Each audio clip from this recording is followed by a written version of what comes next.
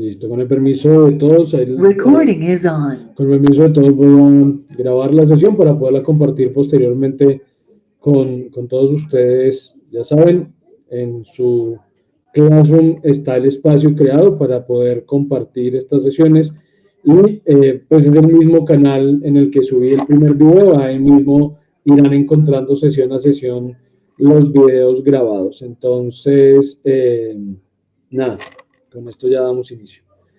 Si alguien tiene algún inconveniente, porque esto debo decirlo, si alguien tiene algún inconveniente con que la sesión sea grabada, por favor nos lo hace saber. Bueno, les decía entonces que ya conociendo las herramientas básicas que nos ofrece Tree Studio Max para crear objetos, que son los objetos estándar y los objetos extendidos, vamos a ver cómo podemos organizar una escena. Así que vamos a trabajar hoy con las herramientas de modificación y opciones de copiado, opciones de alineación, etcétera, etcétera. Entonces les voy a crear una escena muy sencilla para que podamos abordar este tema. Quitemos la grilla en cada viewport, dejemos este plano de un solo segmento y voy a ubicar, por ejemplo, aquí un pequeño toro. Profe, qué pena, no sé si soy el único que no está viendo la pantalla. No se está viendo la pantalla. Ok, entonces permítanme, dejo de compartir y vuelvo y la comparto.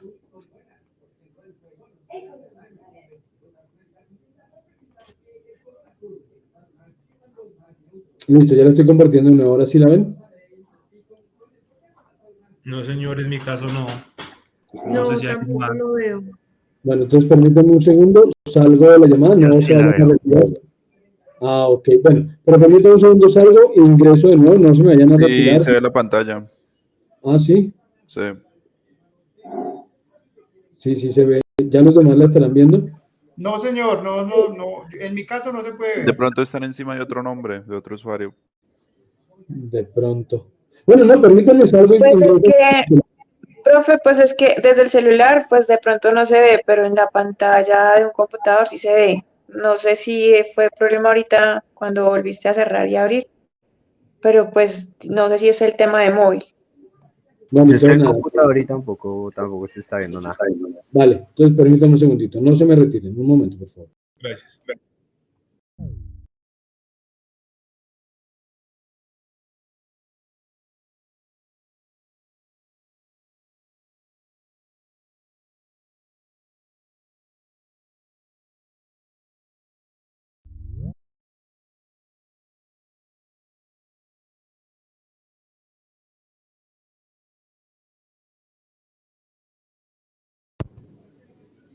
Ok, y ahora. Ahora sí ven mi pantalla todos. Sí, señor. Sí, señor. Perfecto. Listo, gracias. Ok, bueno, continúo entonces. Les decía que organizo una pequeña escena sencillita con algunos objetos para poder mostrarles cómo organizar estas escenas. Listo. Primero, vamos a ver la opción de transformación llamada mover. En esto quiero ser claro y dejar muy claro el concepto y la diferencia entre transformaciones y modificaciones en Tree Studio Max. Aclaro de nuevo por si es el caso. ¿No escuchas nada? Sí, Carolina. Sí, Carolina. Ay, perdón. Nosotros escuchamos.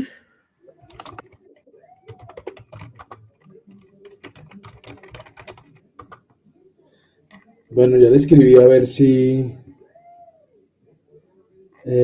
digámosle que ingrese de nuevo.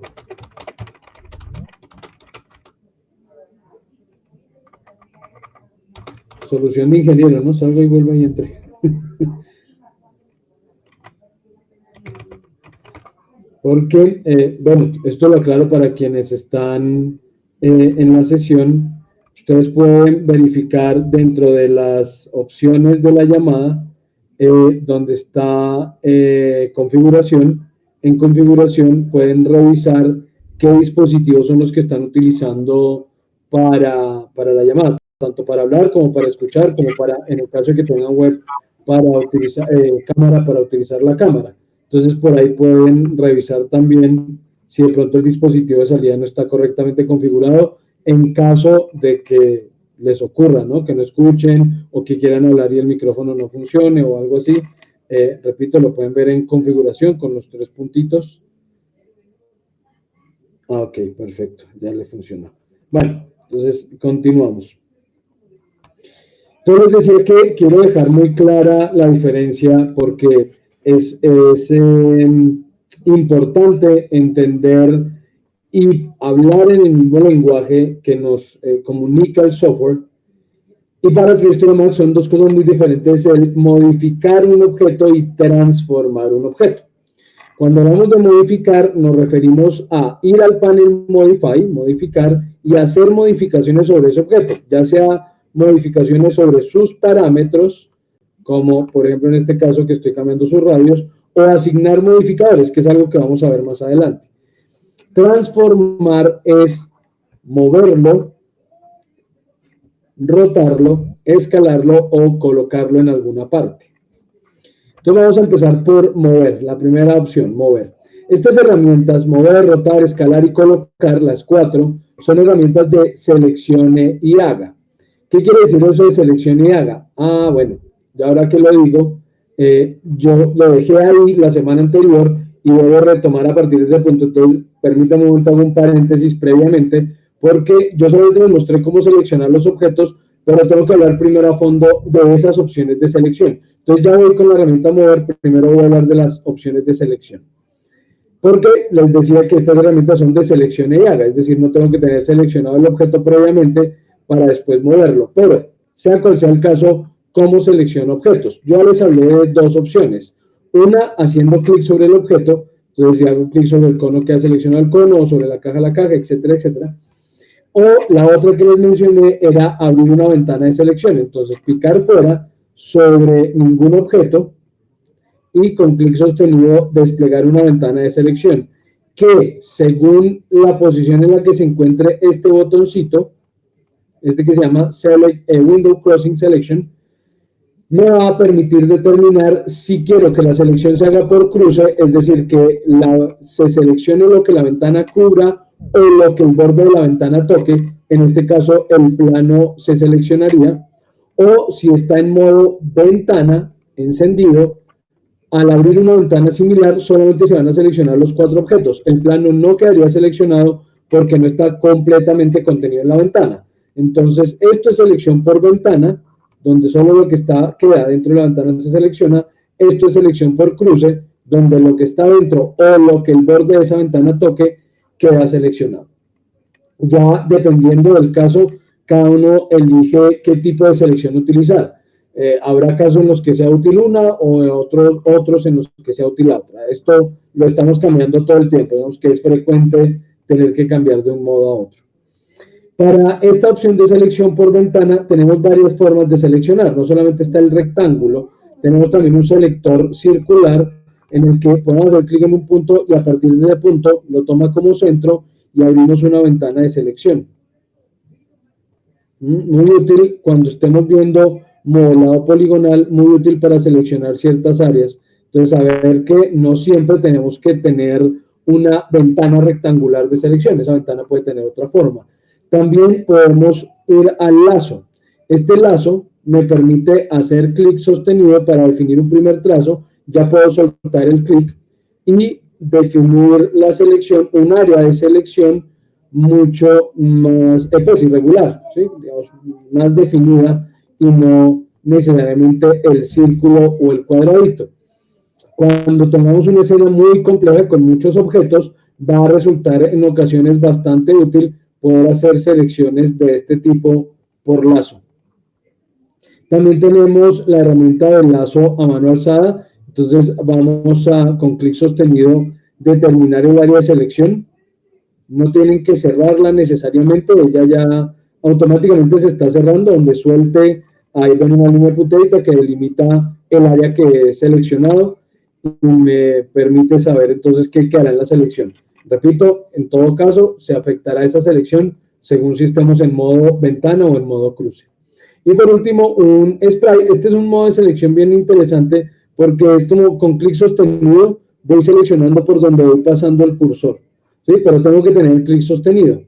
Entonces, cuando tenemos una escena muy compleja con demasiados objetos puede resultar útil para seleccionar ciertas áreas específicas, pero resulta útil cuando se trabaja con tableta digitalizadora. Con el mouse es muy complicado, con el mouse es muy difícil trabajar esa herramienta de selección porque pues el mouse tiene una precisión compleja y por la posición de la mano es difícil seguir trazados muy precisos. En cambio, con el lápiz, pues resulta un poco más sencillo. Sin embargo, no es una herramienta que yo use nunca. O sea, jamás yo utilizo esta herramienta para seleccionar, pero pues puede resultar útil en ocasiones, repito, especialmente si tenemos tableta digitalizadora. Bien, esas son las opciones de selección, pero ¿qué pasa cuando tenemos una escena con demasiados elementos? Este programa tiene dos características básicas para cualquier objeto que participe en la escena. Y esas dos características son, voy a seleccionar esta cajita, esas dos características son el nombre del objeto y el color de ese objeto. El color va a determinar de qué color lo voy a ver al renderizar mientras no le asigne un material. Es decir, si aquí pasamos a Scanline y renderizo, pues él va a renderizar los objetos con los colores que quedaron esos objetos al momento de crearlos. Ya en el momento en que creemos materiales y asignemos materiales, pues eso va a cambiar, ya no va a importar el color del objeto, él va a renderizarlo con el material que se le asigne. Pero en principio, mientras no tenga material, ese será el material del objeto, el color que tenga. ¿Cómo lo puedo cambiar? Simplemente en cualquiera de las cajas que estén, en cualquiera de los paneles, perdón, no cajas, disculpen, en cualquiera de los paneles que se encuentren, el nombre y el color del objeto va a estar en alguna parte. En el panel crear está aquí, abajito, digamos, de la caja de herramientas. En los demás paneles suele aparecer arriba. Entonces aquí en el panel modificar está de primero, dice box 001, color tal. En el panel Geometry también está al principio, en el panel Motion, en el panel Display, en el panel Utilities. En los demás está siempre al principio. Dime, ¿alguien tiene alguna pregunta? No, eso. Bueno, dime. Sí, qué pena contigo. ¿Me podrías volver a explicar como esa última parte donde dices que si hay muchos objetos se puede seleccionar por color o por qué? Es que la verdad es que te estoy escuchando como si tuvieras intermitencia, como ruido eléctrico. Entonces no se escucha muy claro. Pero si me lo podrías volver a explicar, te lo agradecería muchísimo. Gracias. Claro que sí, con gusto. Buenas noches, profe. Es que se escucha con mucho eco, no se escucha como en la anterior clase. Se escucha el sonido ahogado. Permítame configuramos. Ok. Entonces vamos a ajustar el audio. Vamos a ajustar el audio a ver si tenemos algún problema.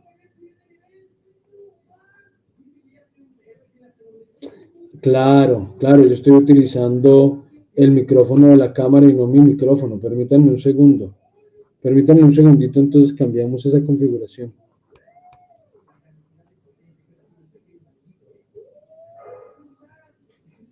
No está, sí, está conectado el micrófono.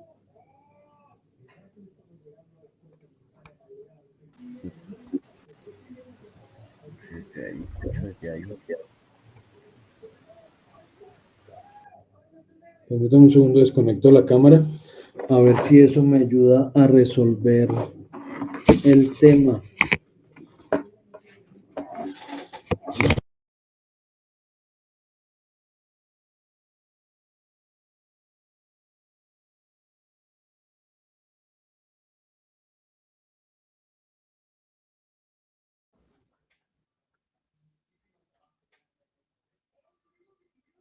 Ok, ¿y ahora? Sí, eso ahora sí se le escucha bien. Mucho mejor, profe. Gracias. Claro, Ahora sí. no, muchas gracias. Sí, me tienen que avisar esos inconvenientes porque sí, a veces al tener cámara se me cambia automáticamente el micrófono y no me doy cuenta. Entonces ya con esto em, resolvemos el tema. Vale, muchas gracias. Entonces retomo.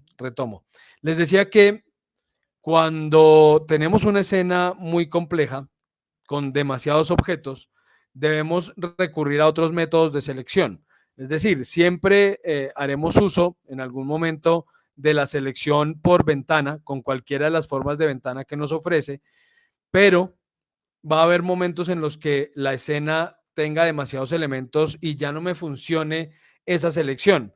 Si tengo que seleccionar un objeto muy pequeño, muy específico, dentro de una cantidad amplia de objetos y ya en ninguna ventana puedo tener acceso a él de forma directa. ¿Sí? Si, por ejemplo, no hay forma de que clique esta caja y siempre voy a terminar cliqueando otro objeto, en ese caso, entonces, vamos a poder recurrir a otro método de selección. Pero para mostrar ese método de selección, estaba hablando de dos características que tienen los objetos desde el momento en el que lo creamos, y son su color y su nombre.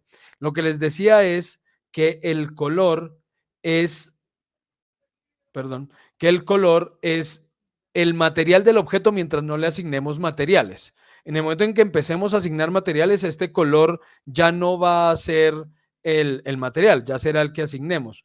Pero en principio, pues de esta forma renderizará. Por eso les mostraba el render de la escena para verificar que es el color el que él inicialmente renderiza. Y les decía que en el panel crear, el nombre y el color del objeto seleccionado aparecen debajo de la caja de herramientas, mientras que en el resto de los paneles aparecen de primero. Nombre y color es lo primero que aparece en los demás paneles. Estando en cualquiera de los paneles, sea cual sea que estén, yo puedo modificar el color de ese objeto haciendo clic en la caja de color, y al hacer clic me aparece este selector. Tenemos dos selectores disponibles: la paleta de colores de Max o la paleta de colores de AutoCAD. Cualquiera de las dos la puedo utilizar en principio, o puedo agregar colores si no está un color que me interese. Por ejemplo, aquí no están los colores básicos, ni el azul, ni el rojo, ni el amarillo, ni el verde, ninguno de esos colores base están. Bueno, el amarillo no es un color básico, ¿no? No desde los colores RGB, porque aquí estamos trabajando con colores RGB. Eso lo voy a explicar un poquito más a fondo cuando lleguemos al tema de materiales y de renderizado, y es qué escalas de color utilizamos nosotros en 3D Studio Max. Desconozco la profesión de todos, digamos, dentro del formulario no había un apartado en el que se especificara su ocupación, así que no sé exactamente sus áreas de conocimiento, pero si alguno tiene dudas amplias con respecto al color, pues me puede preguntar y les comparto alguna información, digamos una charla, por ejemplo, que hago en otros cursos acerca de específicamente teoría del color, que es eso de escala RGB, escala CMYK, escala HSV, etcétera, etcétera, porque resultará útil. No es indispensable, pero resultará útil para entender algunos aspectos también que vamos a usar dentro de 3D Studio Max. Les decía entonces que en este caso puedo seleccionar cualquiera de los colores que está en la paleta, cualquiera de las dos paletas, o agregar uno. Entonces puedo seleccionar aquí un cuadrito de estos que está en gris, le digo que voy a agregar un color personalizado, Add Custom Color, y él despliega un selector. Selector que me permite buscar el color que quiero, ya sea cliqueando en el selector, digamos, para buscar un tono que nos interese, y luego por esta barra de saturación me permite determinar qué tan claro u oscuro quiero ese color que he seleccionado, o puedo seleccionar el color por escala RGB. Entonces, cantidad de rojo, cantidad de verde, cantidad de azul que quiero darle a ese color. Entonces, vamos que quiero un azul puro. Entonces, voy a darle 255 de azul, 0 de verde, 0 de rojo, y lo dejamos con la saturación y el valor en 255. Listo, agregamos ese color. Entonces le doy aquí a agregar color y cerramos la ventanita, y entonces yo ya puedo seleccionar ese color, le doy OK, y entonces ya la caja cambió a ese color azul que seleccioné, que cliqué. Por consiguiente, ahora sí renderizo, pues el objeto, la caja cambia a color azul también. Buenas noches, profe. Buenas noches, ¿cómo estás? Cuéntanos. Disculpe que haya llegado un poco tarde, sino que me imagino que ya va adelantado en el tema de los colores y todo esto sobre acerca del programa. No, señor, no, realmente del color apenas estaba hablando. Les comentaba que yo aquí dentro de este curso les voy a hablar un poquito de color cuando lleguemos al tema de materiales, pero realmente no hago una charla profunda acerca del tema del color, por lo menos no de teoría del color. Entonces, si quieren, les voy a compartir, o sea, se los voy a compartir en el grupo de WhatsApp un video de una charla sobre teoría del color que doy en un curso de titulada.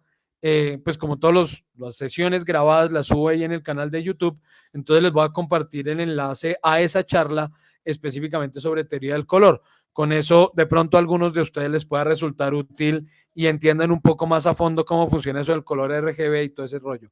Pero aquí no voy a profundizar el tema, no ahora por lo menos, como les digo un poquito más adelante. Lo que hemos hecho solamente es mostrarles un par de herramientas de selección. Te recomiendo y a todos quienes lleguen tarde o no puedan asistir a alguna sesión, les recomiendo ver el video. Cada semana yo se los iré compartiendo sin falta para que puedan ver el video de la sesión, lo que les haya hecho falta o si no pudieron asistir, pues lo vean tan pronto les sea posible. Cualquier duda que tengan, insisto, en cualquier momento, no se preocupen, activan su micrófono, me preguntan y con gusto respondo lo que necesiten.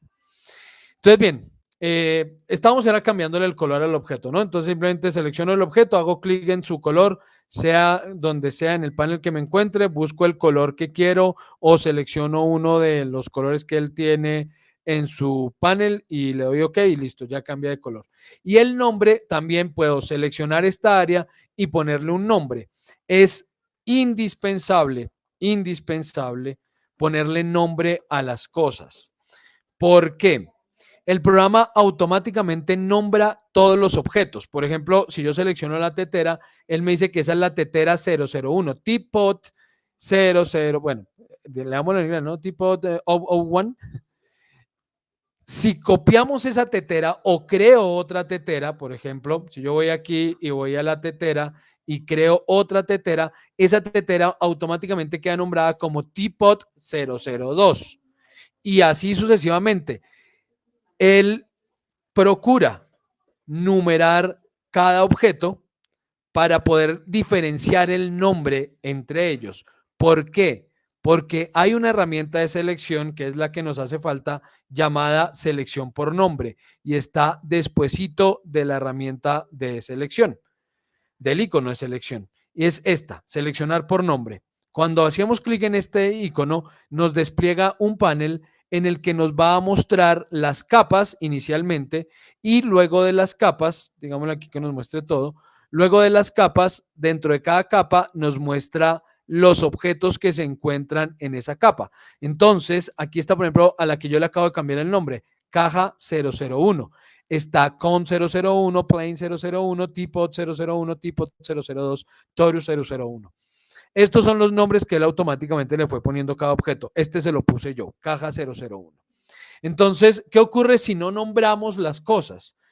Si estamos haciendo un proyecto arquitectónico, por ejemplo, y yo he puesto cajitas en las ventanas y por alguna razón quiero modificar una ventana específicamente de un edificio de 12 pisos con 8 apartamentos por piso, pues ¿cuántas ventanas puede haber en ese edificio?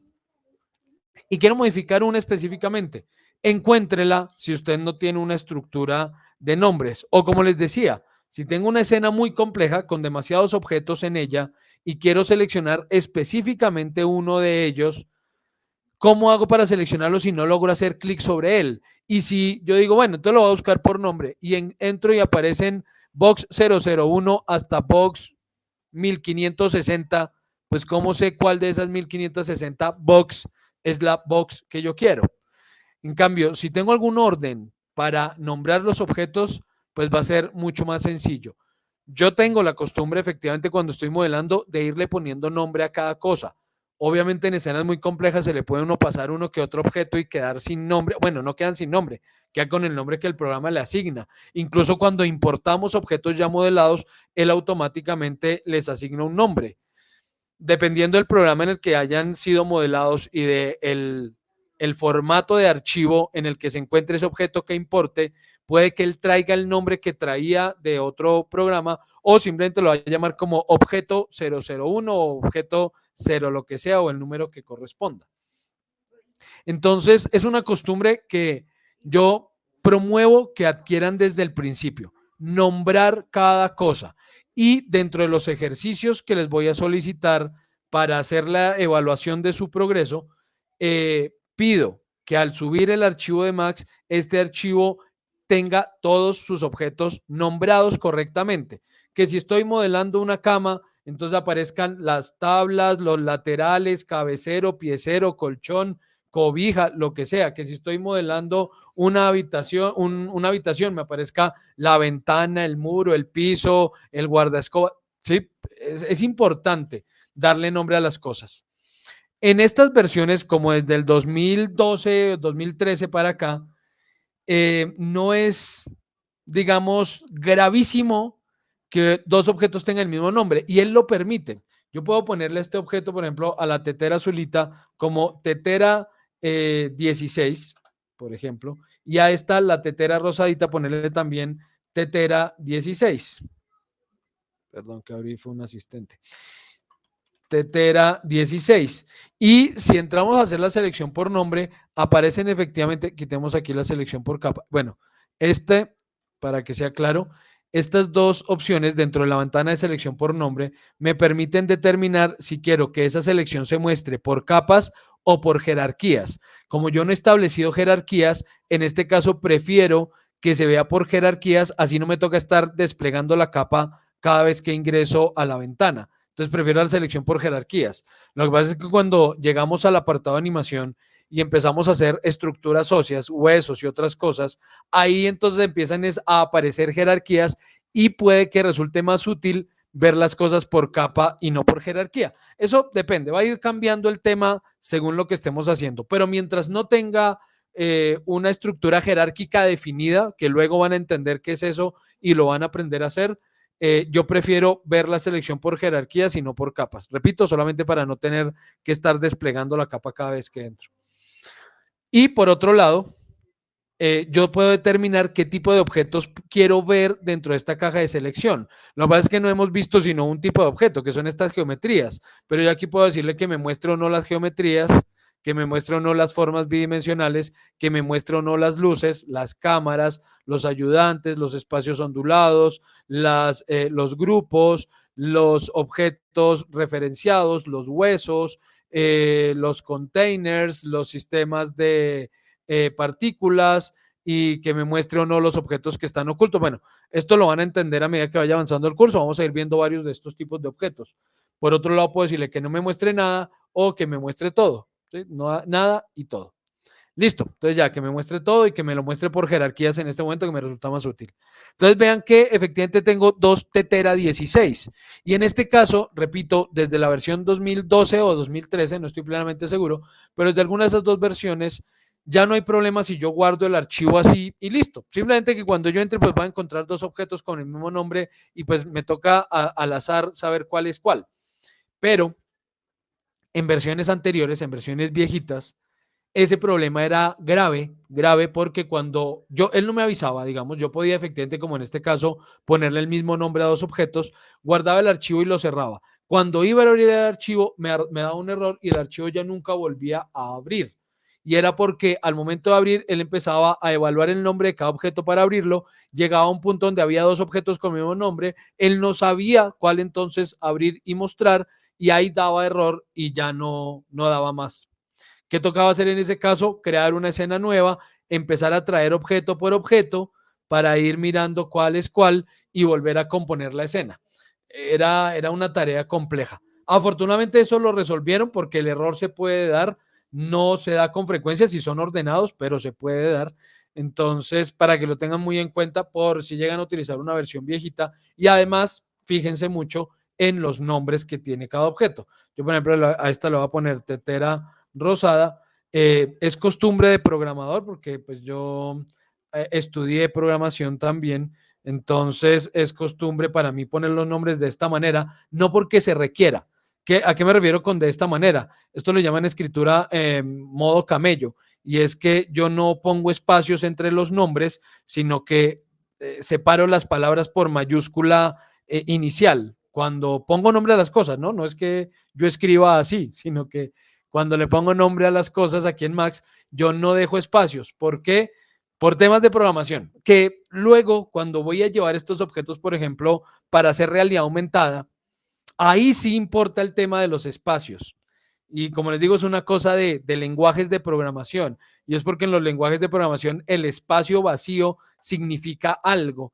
Entonces yo no puedo dejar nombres de cosas cuando estoy programando y hago programación direccionada a objetos. Yo no puedo dejar nombres con espacios vacíos. Entonces los nombres o se separan con un guión bajo o se separan con un guión o se escriben así como yo los escribo. Entonces, por esa razón, yo escribiré siempre, ustedes verán que pondré nombres de esta manera, pero normalmente si ustedes están trabajando simplemente para hacer su escena y no tienen que llevar estos objetos a programar de ninguna otra forma, no hay problema con los espacios, no hay lío. Entonces, bueno. Listo. Pues, tetera azul. ¿Sí? ¿Alguien me va a preguntar algo? Sí, acerca de, digamos, de ese tema, por ejemplo, si uno tiene un piso y el piso tiene la misma ventana que de pronto uno puede replicar o duplicar o, bueno, en ese caso, ¿cómo sería la mejor forma de nombrarlas si están, digamos, en el mismo bloque? Sí, voy a hablar, sí, de un piso. Tiene 3 pisos, no sé, el edificio. Y en el primer piso tiene 3 ventanas similares y yo lo que hago es duplicarlas. Ahí, El ¿cómo sería el autonumera. mejor referente? El autonumera. Por ejemplo, yo podría poner aquí, supongamos, laminado piso 001.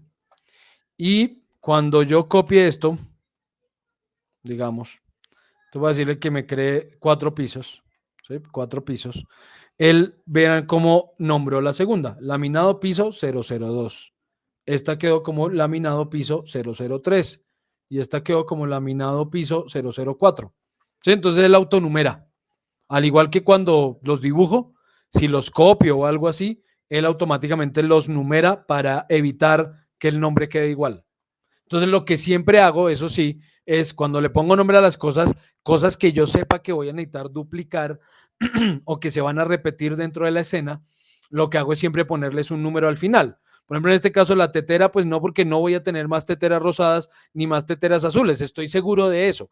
Digamos, en mi escena no voy a repetir ese objeto, pero si el piso sí, entonces simplemente le finalizo el nombre con un número que él pueda secuenciar. ¿Qué hace él? Si yo le pusiera piso 1, miremos, si yo le pongo piso 1, solo el 1, sin los ceros, cuando lo copie, entonces miren cómo lo va a copiar, le va a decir que copie 5 pisos.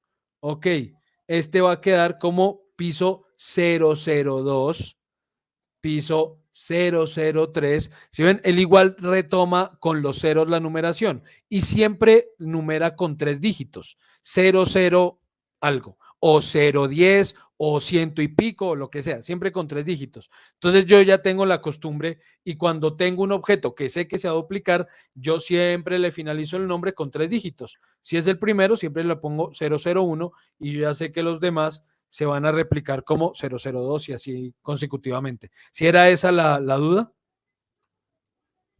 Sí, me imagino de pronto algo un poco más orgánico como un parque, no sé, un parque muy grande donde se tenga que replicar cosas, pero me imaginaré pues que de acuerdo a lo que nos estás diciendo es agruparlo mejor por sectores y eso nos daría el mejor referente para ubicar esa pieza, ¿cierto? O sea, pues Claro. por lo pequeña que de pronto se pueda encontrar dentro de ese gran formato, digamos así. Sí, claro, o sea, si yo he modelado un elemento de ese parque y, por ejemplo, tengo un rodadero donde hasta los tornillos están modelados, obviamente eso se tiene que agrupar y se los voy a mostrar. Justamente hoy voy a hablar de eso porque el ejercicio que viene posteriormente requiere que ustedes entiendan claramente todos estos conceptos. Entonces ya voy a llegar a ese punto de cómo agrupo y todo ese rollo. Bueno, nada, entonces nombre y color a los objetos. El color es útil, así yo ya empiece a poner materiales, el color igual es útil para poder visualizar los objetos en los viewport, ¿no? O sea, si yo le pongo colores muy oscuros, muy grisáceos, es difícil ver el objeto. Por ejemplo, esta caja azulita ya es más difícil verla y ni hablar donde llegue a ponerle un color muy pálido, ¿sí? Al no tenerla seleccionada es complicado encontrarla y verla. Entonces yo suelo ponerle a los objetos colores vivos, por eso siempre agrego estos colores, porque especialmente si yo sé que ese objeto necesito encontrarlo rápidamente dentro de la escena, pues le pongo colores muy vivos o que resalten mucho frente a ese fondo gris para poder encontrarlo rápidamente. Ahora, ese fondo gris no necesariamente tiene que ser gris, lo que pasa es que más adelante vamos a ver opciones de configuración del programa y ahí les voy a hablar de cómo puedo cambiar fondos, cómo puedo establecer patrones diferentes, o puedo poner una imagen de fondo, o puedo poner un color distinto, o puedo cambiar toda la configuración del programa, de la interfaz del programa por una distinta, pero eso se los voy a mostrar más adelante. O sea, todavía, si hay preguntas o dudas al respecto, regálenme un momento, porque, bueno, no un momento, unos días, porque va en la clase, pero va más adelante. Va en el curso, no en la clase, perdón, en el curso, pero va más adelante. Bueno, ahora, ya entonces sabemos cómo seleccionar. Ahora sí nos vamos a mover, rotar y escalar. ¿Cómo funciona el mover, rotar y escalar? Como les digo, perdón, permítame un segundito, voy por agua, un momento, por favor.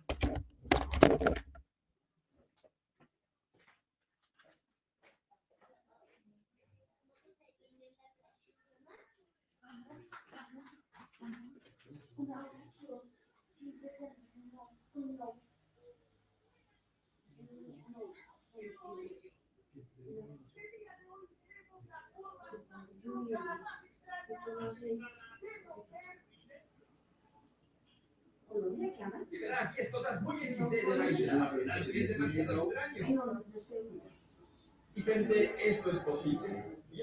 You know my way. Tú sabes cómo empezamos este video analizando a Comandio. ¿Ustedes ven a Comandio? Sencilla, es que con este corazón se me toca coger como complicar aquí. El Go ya le dan el verbo, ¿sí? Escoger con eso como la sentencia y complicar acá, ¿no? Entonces, por ejemplo, este colocó Go y yo voy al parque. ¿Sí ves? Entonces sería como, listo. Listo, disculpen. Bueno, les decía entonces que mover, rotar y escalar son herramientas de seleccione y haga. Eso quiere decir que no tiene que estar el objeto seleccionado previamente. Yo puedo ir a la herramienta mover y decirle, o quiero mover la tetera azul, pues voy y cliqueo la tetera azul o hago selección por ventana, por cruce, lo que sea. Entonces, bien, ya teniéndola seleccionada, pues el asunto es sencillo en principio. Yo puedo mover el objeto libremente, digamos, puedo moverlo donde quiera, según el viewport en el que me encuentre.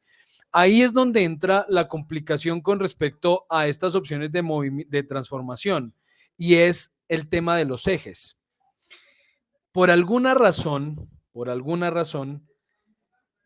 los desarrolladores de True Studio Max consideran que nos resulta más fácil a los usuarios entender un sistema de coordenadas relativo. ¿Qué quiere decir? Es un sistema de coordenadas relativo.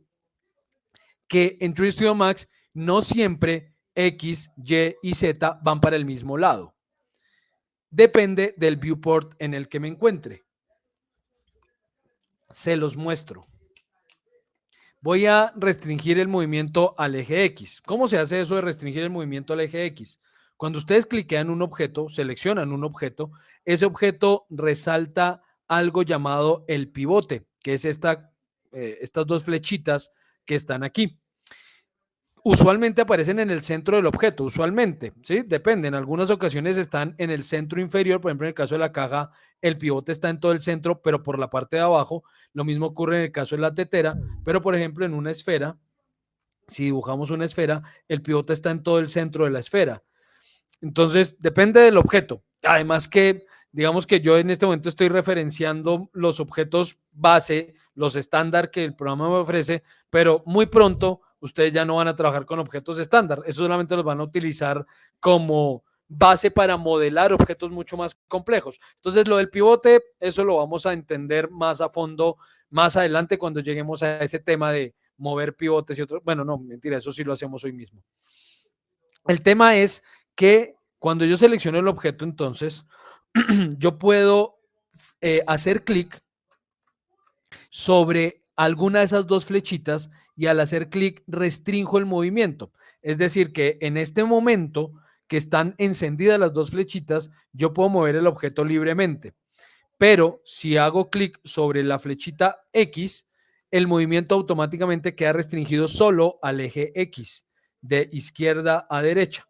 Si hago clic en Y, el movimiento queda restringido solo de adelante para atrás, de arriba a abajo, pues de arriba a abajo. Si quiero eliminar la restricción, debo ubicar el cursor en la intersección, en este cuadradito, hago clic y ahí de nuevo he liberado el movimiento a los dos ejes. Eso se llaman restricciones de movimiento y esas restricciones también las podemos utilizar con este pequeño panel que está aquí. Panel que no está abierto por defecto. Este panel lo abro yo. ¿Cómo lo abro? Doy clic derecho sobre algún espacio en la interfaz, algún espacio que esté en gris y aparece una lista de ventanas flotantes. Esta se llama, se me olvidó el nombre, Axis Constraint, restricción de ejes, Axis Constraints. La activamos, nos despliega entonces este panelcito o esta, sí, estos son paneles, se llaman así, paneles. Nos despliega este panel y pues simplemente yo lo acoplo en algún espacio libre. Entonces lo pongo acá. Entonces siempre lo tengo ahí. Ustedes ya lo pueden organizar como gusten. Entonces desde este mismo panel yo puedo decirle voy a restringir el movimiento a X y efectivamente el movimiento queda restringido a X o voy a restringirlo a Y y listo, quedó restringido a Y o lo voy a restringir a Z y en este caso no voy a poder moverlo porque estoy viéndolo desde encima. El movimiento en Z será hacia mí o alejándose de mí. Pero, ¿qué es lo que ocurre y por qué digo que las coordenadas son relativas? Veamos, fíjense en la perspectiva de la escena, ¿sí? En la que tiene los colores, el sombreado. Si yo restringo el movimiento a X y muevo el objeto desde la vista superior, el objeto se mueve de izquierda a derecha. Lo mismo ocurrirá si mantengo la restricción en X y lo muevo desde la vista frontal. Pero si me paso a la vista lateral izquierda, sin haber cambiado la restricción, esto sigue restringido al eje X y muevo el objeto ahora se mueve para adelante y para atrás. ¿Por qué?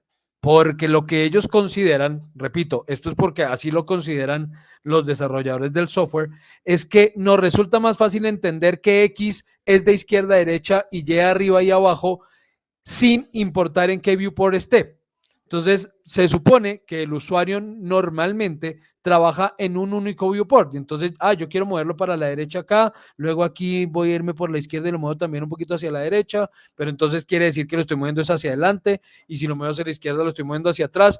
Entonces, eso significa que uno tiene que adaptarse y entender que ese izquierda, derecha, arriba, abajo va a mover el objeto en sentidos distintos dependiendo del viewport en el que esté. Si, por ejemplo, estoy en la vista superior y restringo el movimiento a Y, estaría moviendo el objeto hacia adelante y hacia atrás, en Y.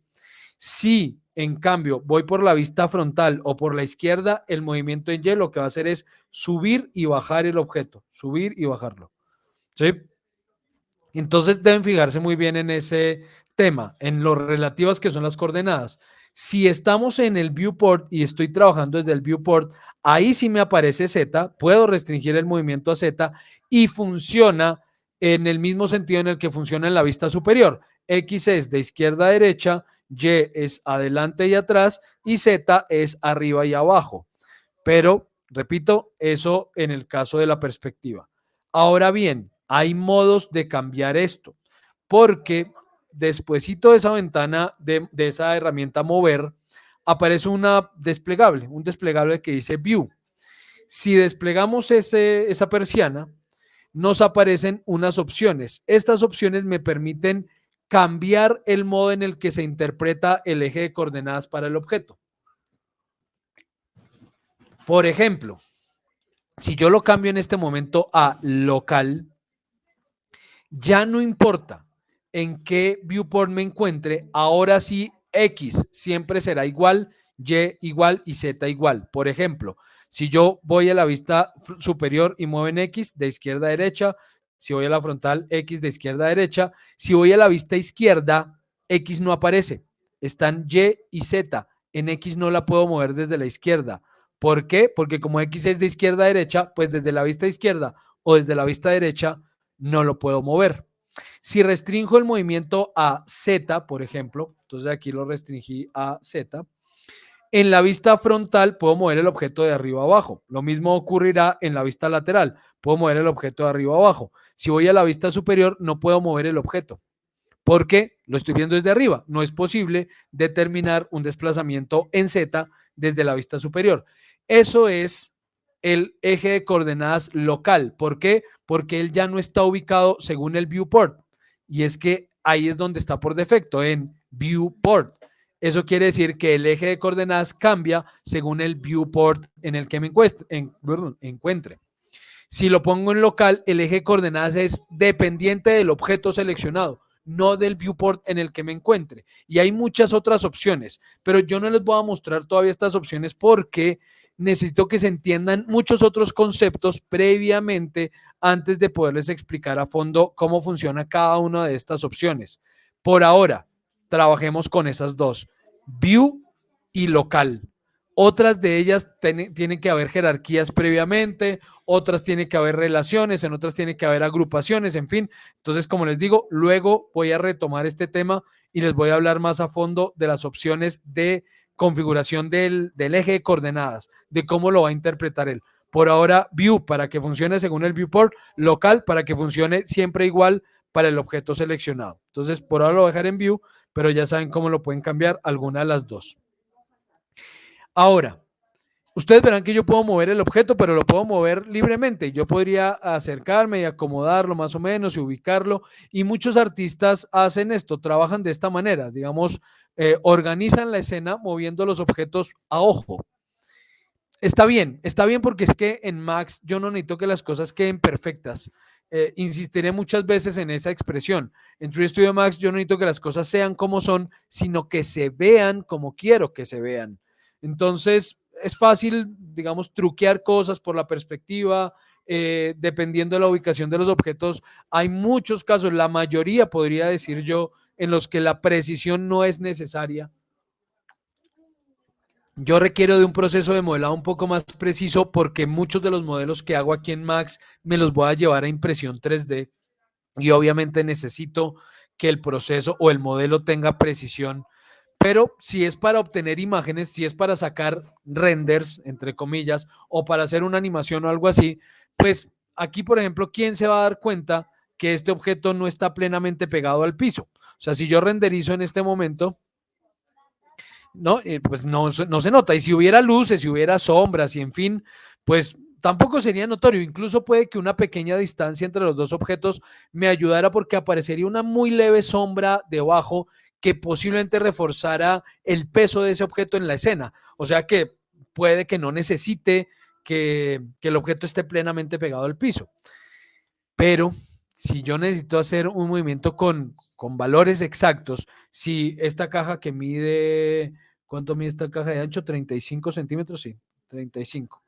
Dejémosla en 35 centímetros. Si yo necesito moverla exactamente 10 centímetros hacia la derecha, lo podemos hacer aquí en Max haciendo clic derecho sobre la herramienta mover. Entonces, estando esa herramienta activa, doy clic derecho sobre la misma herramienta, tiene que ser sobre ella porque clic derecho en otra parte da otro tipo de menús. Clic derecho sobre la herramienta mover y eso despliega esta ventanita. Esta ventana me muestra dos valores, uno llamado Absolute World y otro llamado Offset Screen. Este Absolute World me está mostrando las coordenadas del punto de pivote de este objeto. El punto de pivote donde están el X, Y, Z de ese objeto se encuentra a 13 centímetros de 0 en X, a 21 centímetros de Y, del 0 en Y y a 0,6 centímetros, a 6 milímetros del 0 en Z. Sí, dime. ¿Influye en algo si el offset sale en Word también? Que a mí me sale el offset, en lugar de offset screen, me sale offset Word. Eso depende del sistema de coordenadas que tengas seleccionado. No importa, porque además eso también cambia en las versiones. Entonces, no te preocupes, eso no te va a afectar. Sí, mira, por ejemplo, aquí si yo tengo un modo distinto, digamos, de pivote, o de interpretación de ese eje de coordenadas, él también cambia el nombre, también cambia según las unidades que tenga configuradas, también cambia según la versión. Entonces no se preocupen, la operación es la misma, ¿sí? Es exactamente igual, no se afanen por el nombre. Lo importante es entender que a la izquierda siempre estarán las coordenadas absolutas de ese objeto y a la derecha las relativas. ¿Qué quiero decir con coordenadas relativas?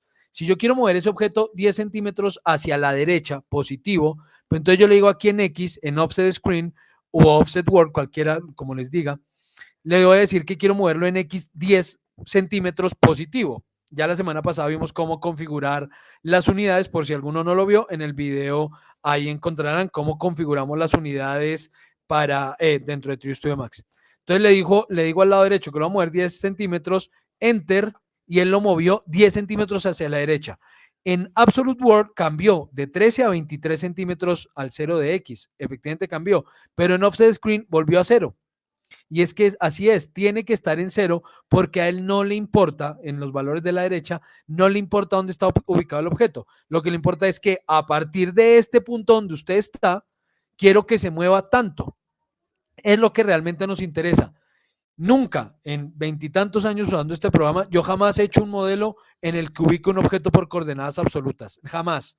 Y eso que he hecho modelos con terrenos que tienen topografía, donde hay unos levantamientos, pero es que la topografía no se levanta en Max. O bueno, por lo menos hasta esta versión es muy difícil. En la versión 2023 de Max, eso va a cambiar. Va a cambiar porque llega con unas mejoras sustanciales con el tema de los terrenos para escenas exteriores. Pero por ahora, hasta la 2022, es malo lo que él puede hacer con respecto a los terrenos. Entonces, por ahora, pues nunca he trabajado coordenadas absolutas en Max. Pero sí relativas. Entonces yo puedo tener, por ejemplo, un ejemplo cualquiera. Digamos que yo tengo dos objetos iguales aquí, uno pegadito al otro. Voy a pegarlo aquí a ojo, ¿no? Me disculparán. Ahorita les voy a mostrar cómo hacerlo con precisión, pero supongamos que los dos objetos están aquí uniditos el uno al otro. Activamos aquí los contornos. Entonces supongamos que los dos objetos están aquí. Yo quiero separarlos 2 centímetros el uno del otro. Entonces selecciono este que está a la derecha. Le digo que quiero desplazar en X 2 centímetros el objeto positivo hacia la derecha. Eso sí, recuerden, positivo hacia la derecha, negativo hacia la izquierda. Si es en X, Y, positivo hacia adelante, negativo hacia atrás. O es decir, no mentiras, al contrario. Si fuera en Y, ay, perdón, ya ahí lo separé. Ya le di Enter y lo separé. Si es positivo en Y, el positivo en Y lo que hace es moverlo para arriba, según el viewport, ¿no? En este caso que estoy trabajando por coordenadas de acuerdo al viewport. Si lo muevo en Y positivo, lo estoy moviendo hacia arriba, lo cual quiere decir que realmente lo estoy llevando hacia atrás. Si lo muevo negativo en Y, lo estoy moviendo hacia abajo, lo cual quiere decir desde la vista superior hacia adelante, ¿no? Ya saben que si estoy en modo view, pues eso cambia según el viewport. Si estoy en la vista frontal o en la lateral, el positivo en Y lo lleva hacia arriba, el negativo en Y lo lleva hacia abajo, ¿sí? Entonces, para que tengan eso presente. Como les decía, estas son, digamos, las deficiencias de la formación remota, porque cuando yo doy este curso presencial, yo los hago levantar en esta sesión, los hago ponerse en pie y les digo, muévanse en X tanto, muévanse en Y tanto, muévanse en Z, y logramos de alguna forma pues afianzar un poco más ese concepto del eje de coordenadas relativo, el eje de coordenadas absoluto, en fin.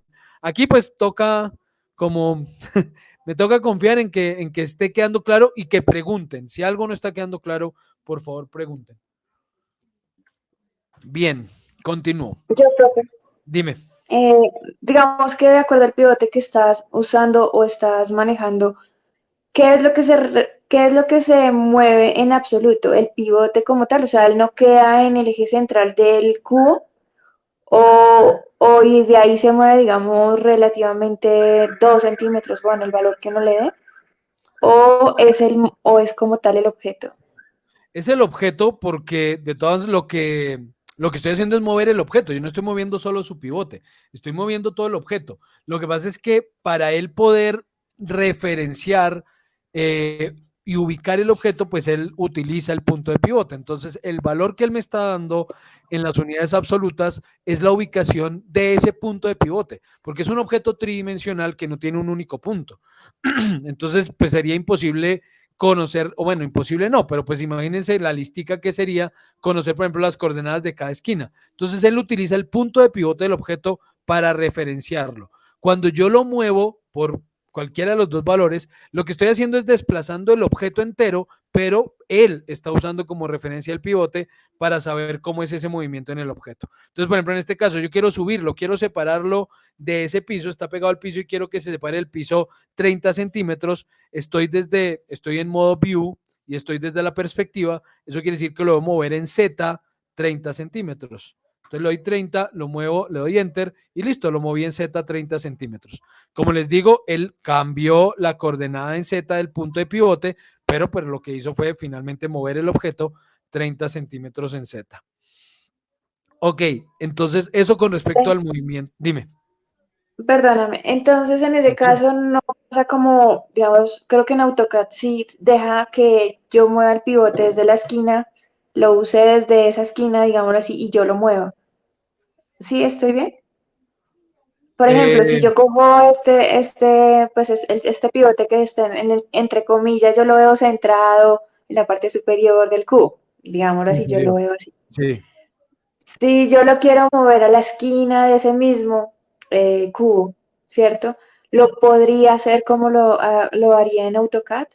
¿O Sí, no? no, Definitivamente sí. él siempre va a estar centrado ahí y él lo va a mover de acuerdo a No, las no, relaciones que yo tengo. se puede mover y ya les muestro para qué se puede mover. Entonces, permíteme un momento y ya les voy a mostrar para qué lo muevo y cómo lo muevo. ¿Listo? Entonces, dame un segundito y te aclaro esa duda. Permítanme, entonces voy a hacer una cosa aquí que todavía no les voy a explicar. Listo. Ok, dejemos ya mover ahí. Digamos que, bueno, ya saben, podemos mover el objeto libremente o restringir su movimiento a alguno de los ejes o moverlo con precisión dando clic derecho y decirle cuánto quiero que se mueva en X, Y o Z y pues eso moverá hacia adelante, atrás, izquierda, derecha, arriba o abajo según el modo que estemos utilizando y en la ventana que nos encontremos. ¿Qué pasa con rotar? Vámonos a rotar. Con rotar ocurre lo mismo. Digamos que también, en principio, el objeto se puede rotar libremente. Sin embargo, cuando yo voy a rotar un objeto, él me muestra, dependiendo, a ver, lo veo desde lejos, miren que él me muestra dos circulitos, un exterior y un interior y unas lineecitas. Bueno, lineecitas las veo como líneas desde una vista ortogonal, como en este caso la vista superior, pero si lo vemos desde la perspectiva, esas no son líneas, realmente son unos circulitos, ¿no? Entonces, ¿qué quieren decir todos esos circulitos y esas perfiles de círculo que veo?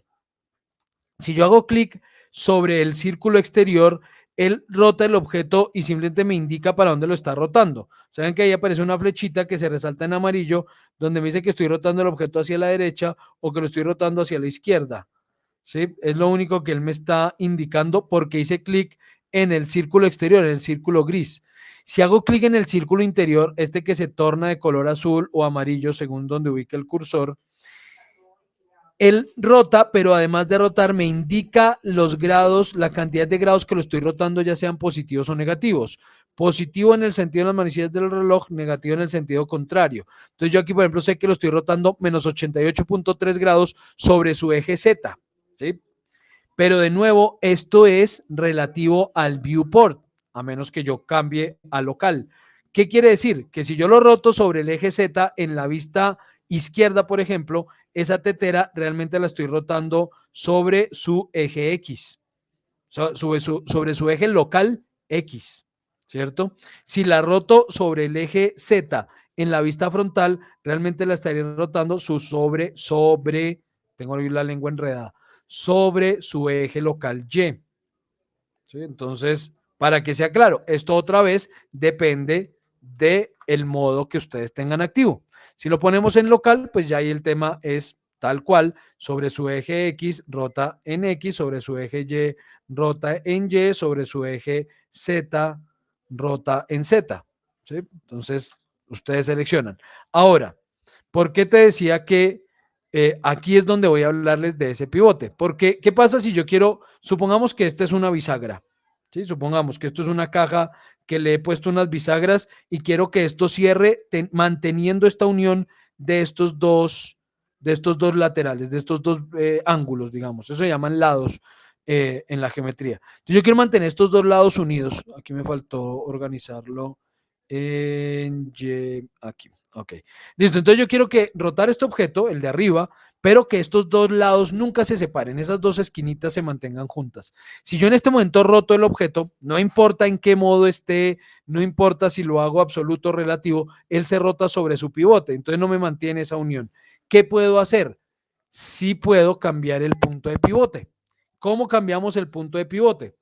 Nos vamos al tercer panel. Yo les he hablado del primero, que fue en el que hicimos los objetos básicos, y les he hablado del segundo. Les he dicho que desde aquí puedo modificar el objeto, pero lo único que he modificado son sus parámetros. Luego vamos a ver toda esta cosa que llama lista de modificadores. Pero vamos a entrar al tercer panel que llama jerarquías, hierarchy. En ese tercer panel hay muchas tareas que podemos hacer, pero la primera que nos muestra es modificar el pivote. Y la primera opción que nos aparece es afectar el pivote solamente. ¿Qué ocurre si entramos a jerarquías y activamos ese botón? Si yo activo ese botón, al, por ejemplo, mover, yo ya no voy a mover el objeto, muevo solo su punto de pivote. ¿Sí? Entonces yo ya puedo ubicar el pivote. Listo. Entonces, voy a ir a la vista superior y en la vista superior voy a acercarme mucho y voy a ubicar ese pivote de tal manera que coincida con el lateral del objeto y no con su centro. Listo, ya lo ubiqué donde quiero. Hago clic de nuevo aquí en afectar pivote para desactivarlo. Listo, el objeto ya quedó con su pivote en ese punto. ¿Sí? Esto después lo vamos a alinear. Es otra opción que les voy a mostrar en un rato. Pero por ahora, pues moviéndolo y ahí a ojito, ok. ¿Qué ocurre entonces ahora si voy a rotar? Cuando voy a rotar, pues como el pivote ya está ahí, pues ya el objeto rota a partir de este pivote. Y entonces ya puedo hacer lo que quería, que esto rotara sin separar esas dos esquinitas. Entonces sí puedo ubicar el pivote donde quiera en el objeto. Ese no está amarrado necesariamente a un punto, solo que él, cuando creamos el objeto, él automáticamente lo ubica según el objeto en determinada posición. Y si importamos el objeto, usualmente va a ubicar el pivote en todo el centro del objeto, así como ocurre con la esfera. Pero en cualquier caso podemos cambiar ese punto de pivote. Y obviamente al cambiar el punto de pivote, pues la referencia en cuanto a las coordenadas, pues también cambia. Es la del pivote, pero otra vez, así sea la referencia, el pivote, el efecto se da sobre el objeto entero. Yo no estoy rotando el pivote o moviendo el pivote a menos que active esto. Si activo este botoncito, ahí sí voy a rotar o a mover solo el pivote sin afectar al objeto. Pero usualmente pues esto tiene que estar inactivo y no ocurrirá así. Entonces bien, ya habiendo ubicado el pivote, listo, podemos rotar. Y si quiero rotar con precisión, mismo tema. Clic derecho sobre el botoncito de rotar, estando el botón activo, y me aparece otra vez unos valores absolutos. Me indica, por ejemplo, que en el eje Y ya está rotado casi 2 grados. Dejémoslo en 0. Listo. Y puedo desde acá rotarlo. Es decir, por ejemplo, quiero que se rote. Otra vez, aquí estamos en coordenadas según el viewport, como estoy en la perspectiva. En este caso lo quiero rotar sobre el eje Y. Entonces le digo que en Y se rote, por ejemplo, 90 grados positivos o 90 grados negativos. ¿Sí?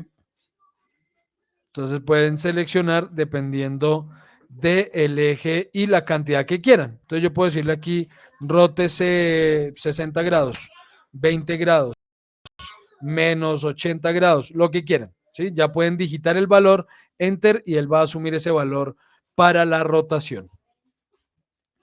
¿Cómo funciona la escala?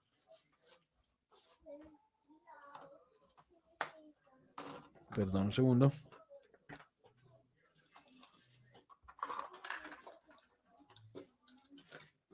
Ya. La escala. Entonces vamos al siguiente. Escalar. Al escalar, pues nada, simplemente otra vez aparecen los ejes. Yo puedo decirle que la escala sea uniforme en todos los ejes. Escalar es ampliar o disminuir las dimensiones del objeto, o puedo restringir la escala a un eje. Entonces yo aquí, por ejemplo, podría desde la perspectiva ubicar el cursor sobre Y y escalar el objeto solo en Y. O ubicarlo sobre X y escalar solo en X, o ubicarlo sobre Z y escalarlo solo en Z.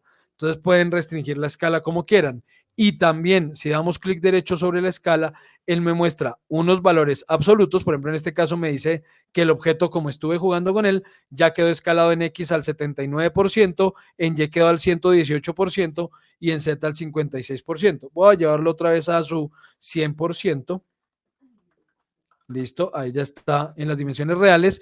Y desde el lado derecho, lo que puedo hacer es escalarlo de manera uniforme al tanto por ciento, por ejemplo, al 150%. Enter, y él ya me dice que el objeto ha quedado escalado en X, en Y y Z al 150%. Ahora, con la escala tienen que tener mucho cuidado con algo. Y es un objeto, a ver si logro decir esto de la forma más clara posible. Un objeto escalado no representa que sus parámetros dimensionales hayan cambiado. ¿Qué quiero decir? Voy a borrar este para podérselos demostrar y voy a hacer un cono distinto. Entonces voy a hacer un cono con unos valores definidos. Quiero que ese cono tenga de radio 1 10 centímetros, de radio 2 0 y altura 50 centímetros. Listo, radio 10, altura 50. Ahora voy a escalar ese cono y lo voy a escalar, por ejemplo, al 200%. Entonces uno diría, obviamente sus dimensiones cambiaron. Si tenía radio 10, pues su radio ya había cambiado a 20 y su altura era 50, su altura ahora debe ser de 100. Pero resulta que si voy al panel modificar, no. Él me dice que este objeto sigue teniendo radio 10, altura 50. ¿Por qué? Porque la escala es una transformación sobre el objeto. Por eso soy tan insistente entre entender que es una transformación, que es una modificación, que no son lo mismo. Al estar el objeto transformado, él sabe que este objeto está escalado al 200%. Y al estar escalado, no me va a cambiar sus dimensiones. Él dice, este es un cono de radio 10, pero que está escalado al 200%. Tiene altura 50, pero está escalado al 200%. Entonces tienen que tener muy en cuenta eso. Y es supremamente importante entenderlo porque más adelante, cuando empecemos a trabajar con objetos compuestos, digamos, donde yo empiece a crear objetos a partir de la interacción de otros varios, si ese concepto de que el objeto escalado no ha cambiado sus parámetros no es claro, vamos a tener errores serios en el momento de modelar. Entonces, que sea muy claro ese tema con respecto a la escala. Cuando escalo el objeto, él sabe que el objeto está escalado, sus parámetros dimensionales no cambian. ¿Listo? Es entonces con plastilina. Dime. Entonces con plastilina, porque pues digamos que aquí es claro que nos estás explicando y pues entiende muy bien lo que dices, ¿sí? Pero sí. En la vida real, pues si yo voy a hacer una casa de 2 metros y aquí lo hago pues a una escala, no sé, a una escala, no sé, 2:1, 1:2, bueno, 1:50, bueno, cualquiera de estas escalas, entonces allí como probamos que esas dimensiones deben ser proporcionales a lo que realmente se tiene que presentar. Ahí es donde, pues, digamos que me dejaste como plop, porque normalmente, pues, uno en arquitectura, uno hace una pieza a una escala con cierta medida y cuando ya obviamente la deja a escala real, pues tiene su medida real. Eso es lo que debería pasar, teóricamente. Aquí no te entendí si llegara a ser una pieza real. Ahí sí no la tengo como tan clara. Vale, regálame un segundo, por favor, un segundito y ya te doy la respuesta, un segundito. Perdón, un segundito, es que me están enviando un mensaje de una reunión que tenemos mañana en el SENA y debo responderlo de inmediato.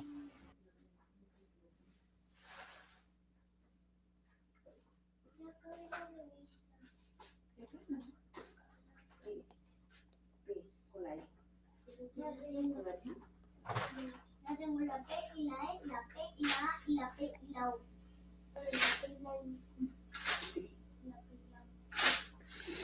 Listo. Bueno, lo primero que debo aclarar es que uno en True Studio Max no modela a escala. ¿Sí? Es decir, tú aquí modelas las cosas con el tamaño que tienen las cosas. Es decir, si yo estoy haciendo el piso, no sé, la planta de un predio X o estoy haciendo una mesa, hagamos una mesa, por ejemplo. Si yo voy a hacer una mesa, yo no me pongo a pensar a qué escala voy a hacer la mesa. No, la dibujo a las dimensiones que son. Entonces yo digo, bueno, la mesa va a tener aquí una superficie que va a medir 120, 120 por 90 centímetros, 90 por 120 centímetros. La lámina va a tener un grosor de 3 centímetros. Listo. Luego esto va a tener unos pedestales que van a medir, por ejemplo, 5 centímetros por este lado, por 5 centímetros por este otro y por 70 centímetros de altura y listo. Entonces yo voy modelando las cosas a la escala, digamos, al tamaño que tienen las cosas. Esa es la idea de configurar las unidades dentro del programa, que yo pueda modelar al tamaño real de las cosas. Y si es una casa, yo digo, no, es que necesito que el predio tenga unas dimensiones de 7 por 12 metros, entonces yo puedo decir, bueno, voy a partir entonces aquí de un plano que mida 700 por 1200. 700 por 1200 centímetros. Y aquí tengo la planta del predio de 7 por 12. Sí, de 7 por 12 metros. Entonces ya está en la planta de mi predio, esta es la mesita y todo se modela a escala real, digamos, a tamaño real. Entonces no confundamos el término o la transformación escalar con el tema de escalas en dibujo. ¿Por qué no me afecta el tema de escalas en dibujo? Porque nunca pienso en escalas de dibujo cuando modelo en Max. Primero porque de Max no salen planos. Al no salir planos realmente no me importa. Yo nunca pienso en que esté trabajando o tenga que trabajar una escala determinada. Trabajo a escala real, 1:1, siempre. De aquí no salen planos, 1, 2, como ya les dije, si esto se va a ir a impresión 3D, ahí el tema sí cambia y tengo que saber muy bien en qué unidades estoy trabajando y bueno, todo el rollo para poder determinar cómo modelo, pero el tema no está en qué unidades dibujo, sino en qué unidades trabajo. Entonces, si esto se va a impresión 3D y yo sé entonces que tengo que configurar esto, por ejemplo, porque voy a modelar el predio aquí en Max y luego yo voy a llevarme eso a impresión para hacer la maqueta del predio en impresión 3D. Entonces ahí sí, en ese caso, lo que yo hago es cambiar las unidades, ¿sí? Cambiar las unidades del sistema y determinar, pero eso se los explicaré cuando lleguemos al tema de impresión 3D, que ya les dije, no hace parte de este curso, pero quiero hablarles de él porque me parece una integración casi necesaria hoy en día. Dentro de todo este tema de cuarta revolución industrial, es casi necesario entender de impresión 3D cuando estamos hablando de modelado 3D. Entonces, ya si lo voy a llevar a una maqueta, que obviamente ahí sí necesito entender el tema de escalas, lo que voy a hacer es cambiar las unidades, no definir una escala. Entonces, desprendámonos, digamos, del concepto de AutoCAD o de Revit cuando hablamos de planos, porque de Max no salen planos. No hay forma de sacar planos de 3D Studio Max. Entonces, al no salir planos, pues ya todo se modela a escala 1:1 siempre. ¿Listo? Buenas noches, profesor. Buenas noches, ¿cómo estás? Sí, o sea, usted dice que en 3D Max no se saca planos. Uno lo sacaría en otro programa, como Sí, decir señor. AutoCAD o Rhinos o Inventor. En Sí, esos señor. programas se sacarían los planos, pero aquí sería como una representación del modelo que uno vaya a diseñar, ¿cierto? ¿Es así? Sí, señor, exactamente. Ustedes lo modelan en las dimensiones que tenga el objeto. Si yo estoy modelando la casa, pues yo lo que haría si fuera modelar espacios arquitectónicos sería cambiar las unidades del sistema o por lo menos las unidades de presentación. No necesito cambiarlas del sistema, pero sí cambiar estas unidades de display, las cambiaría a metros y empezaría a trabajar en metros. Entonces yo le diría esto, bueno, entonces este plano quiero que tenga 7 por 12 metros para no entenderme con tantos ceritos, ¿cierto? Entonces usted mide 7 por 12 metros. Yo como usualmente lo que modelo son objetos, no espacios arquitectónicos, entonces yo lo que hago es mantener mis unidades de display en centímetros porque si voy a modelar la mesa, pues a mí me resulta más sencillo entender la mesa en centímetros que en metros. O sea, para mí es más fácil decir mide 70 centímetros que decir mide 0,7 metros, ¿sí? Entonces, el tema inicialmente es configurar las unidades de display, las del sistema, pónganlas en centímetros inicialmente. Luego vamos a ver cómo va cambiando eso según el fin para el que yo esté modelando. En principio, pónganlas en centímetros, es mi recomendación. Repito, las unidades del sistema. Estas que dicen aquí System Unit Setup, pónganlas en centímetros. Si están trabajando para Colombia, ¿no? O bueno, para el 99% de los países del mundo. Ya lo que cambio usualmente son las unidades de display. Entonces, si estoy modelando un mueble o algún objeto o algo así, lo pongo en centímetros. Si voy a modelar un espacio arquitectónico, y especialmente si ya voy a modelar el edificio o el espacio urbano, o sí, no sé, un exterior, etcétera, pues ahí sí lo paso a metros para entenderme mejor con esa unidad. O si voy a modelar un objeto muy chiquito, por ejemplo, yo aquí modelo joyas. Entonces, si voy a modelar joyas, pues prefiero pasarme a milímetros, por ejemplo, y usar los milímetros como unidad de display. Eso depende de lo que vaya a hacer. Estas cambian con frecuencia, perdón. Las del sistema déjenlas en centímetros inicialmente y luego vamos a ver cuáles resultan más útiles según lo que vayamos a hacer. Entonces, nada, modelen todo a escala real, a la escala que tenga el objeto. No se afanen porque que si esto lo estoy trabajando a escala 1, 2, 5, 1, 10, 20, lo que quieran, no se afanen por eso. Todo a escala real. Y lo que quiero que sea claro es que cuando escalen un objeto, recuerden siempre que el programa entiende que ese objeto está escalado. No les va a mostrar parámetros diferentes en cuanto a las dimensiones, porque él va a decir, si yo escalo esta tabla al 200% otra vez, él me va a decir que esa tabla mide 120 por 70 por 4 centímetros, por 3 centímetros, ¿qué? 90 por 120 por 3 centímetros. Para él sigue midiendo lo mismo. Lo que pasa es que está escalada al 200%. Entonces, que eso sea claro. Les voy a mostrar un ejemplo de eso la próxima sesión, donde vamos a hablar acerca, o la próxima en 15 días, no estoy seguro, porque no sé cómo nos dé el tiempo. Les voy a hablar de modelado a partir de líneas. Ahí voy a darles un ejemplo de por qué es importante tener en cuenta que los parámetros del objeto no cambian, que lo que cambia es su escala específicamente. Bueno, por último, tenemos la herramienta colocar, ya vimos mover, rotar y escalar. Tenemos la herramienta colocar que nos permite ubicar un objeto con respecto a las normales de otro. ¿Qué es eso de las normales? Es un concepto muy propio del modelado 3D y hace referencia, aquí rotemos alrededor del objeto seleccionado, hace referencia a la perpendicular sobre cada una de estas caritas planas. Ya les dije la sesión anterior que cuando hacemos un modelo curvo en 3 Studio Max, realmente no estamos haciendo curvas, sino una secuencia de segmentos planos dispuestos geométricamente para darnos la apariencia de una curva.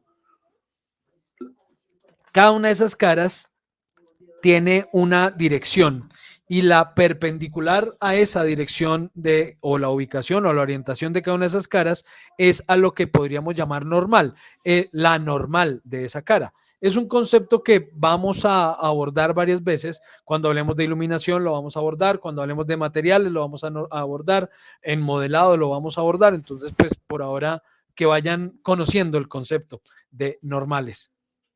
Entonces voy a poner, por ejemplo, un cilindrito pequeñito, ok, larguito, y yo quiero ubicar este cilindro sobre alguna de estas caras. Para eso está esta herramienta llamada colocar. Dice seleccione y ubique, select and place, como seleccione y ubique. Yo cojo el objeto, lo muevo y miren lo que ocurre cuando voy moviéndome alrededor de la esfera. Él entiende la normal de la cara sobre la cual yo me encuentre y va redireccionando el objeto para que quede sobre la perpendicular de esa cara. Entonces lo quiero ubicar sobre esta carita, suelto ahí el cursor y efectivamente el objeto queda ubicado sobre esa cara. No queda ahí perfectamente pegadito, pero ahí quedó ubicado sobre esa cara. Cuando utilizo este tipo de herramientas, por ejemplo, yo quiero que este objeto se mantenga ahí y mantenga esa dirección, pero quiero unirlo bien a la cara porque, como les digo, quedó con un pequeño espacio que ahí lo podemos ver.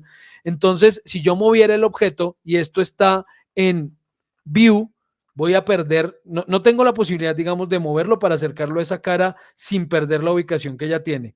¿Sí? Sea que lo mueva en X, Y o Z, va a ocurrir. ¿Qué hago en ese caso? Ahí es donde necesito sí o sí trabajar con coordenadas locales, porque si yo me paso a coordenadas locales, el Z de este objeto será siempre la ubicación sobre la altura de él. Entonces ahora sí puedo moverlo en Z y alejarlo o acercarlo a la cara sobre la cual lo ubiqué. Entonces ahí sé que lo estoy moviendo correctamente y ahí sí ya lo puedo unir como necesite y acercarlo como necesite.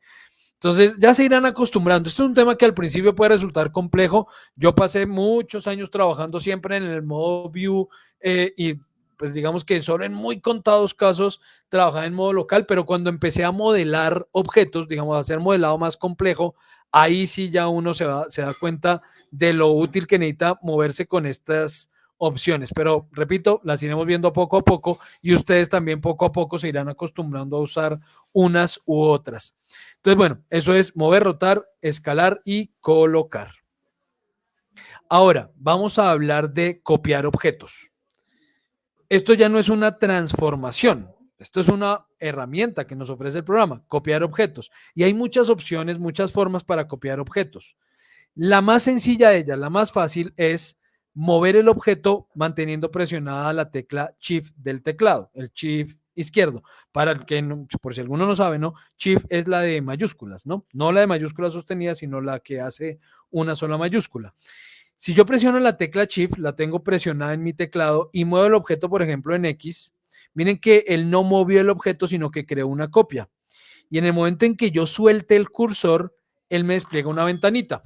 Y en esta ventanita me da tres opciones. Me dice, ¿usted quiere copiar, calcar o referenciar el objeto? Lo voy a copiar en principio, ¿ok? Copiado. Listo, ok. Listo. Vamos a mover esta tablita un poquito para atrás para poderles mostrar algo. Listo. Recuerden que este objeto, voy a ponerle un color distinto para que lo recuerden. Este objeto lo voy a poner azul. Ok. Y ahora voy a hacer otra vez una copia. Presiono la tecla Shift, activo el eje X y muevo el objeto en X. Suelto el teclado y este le va a decir que quiero un calco. Ok. Ese lo va a dejar de color rojito. Entonces, el azul es la copia, el rojo es el calco. Voy a borrar este plano de fondo. Y ahora voy a hacer la misma operación, muevo hacia la derecha, suelto el cursor, pero en este caso quiero que sea una referencia. Ok. Voy a modificar los parámetros del objeto base, del objeto original. Tiene una altura de 70 centímetros. Voy a cambiarle a 20. ¿Qué pasó con las copias? La copia del objeto, la que quedó copiada, no cambió. El calco y la referencia sí cambiaron. ¿Eso qué quiere decir? Que cuando yo copio un objeto copiado, resulta un objeto totalmente independiente del objeto original. Nada queda dependiendo el uno del otro. En nada. Yo puedo cambiar cualquier parámetro. Profe, Y dime, una pregunta, ¿cuál es la diferencia entre calcar y referencia? para allá voy, ya les aclaro Ok. esa diferencia. ¿Listo? Listo. Entonces dame un segundo y ya se las explico. Entonces, bien, en la copia queda el objeto totalmente independiente. Con el calco, ¿qué ocurre? Que si yo cambio el objeto base, pues el objeto calcado también cambia. Si voy al objeto calcado, seleccioné en este caso el objeto rojo y voy al objeto calcado y cambio alguno de sus parámetros, pues el objeto base también cambia. Es decir, los dos objetos quedaron enlazados y cualquier cambio que le haga a uno u a otro va a alterar ambos. Entonces, por ejemplo, incluso miren, si yo cojo este objeto y le pongo segmentos y le hago una modificación, esto lo vamos a ver la próxima semana, miren lo que pasa con el objeto original, también cambia. ¿Ven? Cualquier cambio que ustedes le hagan al objeto original o al calco se aplica en ambos. Incluyendo materiales, ¿sí? Dime. Incluyendo material. No, porque mira que yo a este le puedo cambiar el color y no cambia el color en el original. ¿Sí ves? No. El material no, el material sí es independiente. Son las modificaciones y los parámetros de ambos lo que cambia, lo que queda enlazado, perdón. Modificaciones y parámetros. Eso es lo que queda enlazado. No transformaciones, porque pues si yo muevo este, el otro no se mueve. No materiales ni ningún otro de esos conceptos. Entonces, eso no cambia. Lo que queda amarrado son los parámetros y las modificaciones que sobre él haga. Eso es lo que queda amarrado. ¿Qué pasa con la referencia? Voy a modificar la referencia. No hay parámetros. La referencia no la puedo cambiar. La referencia queda plenamente dependiente del objeto original. Si solo tengo referencias, las referencias no se cambian, no tienen parámetro alguno. Yo tengo que seleccionar el objeto original, modificar el objeto original para modificar las referencias. Esa es la diferencia entre referencia y calco. El calco queda enlazado al objeto original, pero lo puedo cambiar. O sea, tiene parámetros y puedo alterar sus parámetros, mientras que la referencia es inmodificable, no tiene parámetros. Depende absolutamente del objeto original. Esa es la diferencia entre copia, calco y referencia.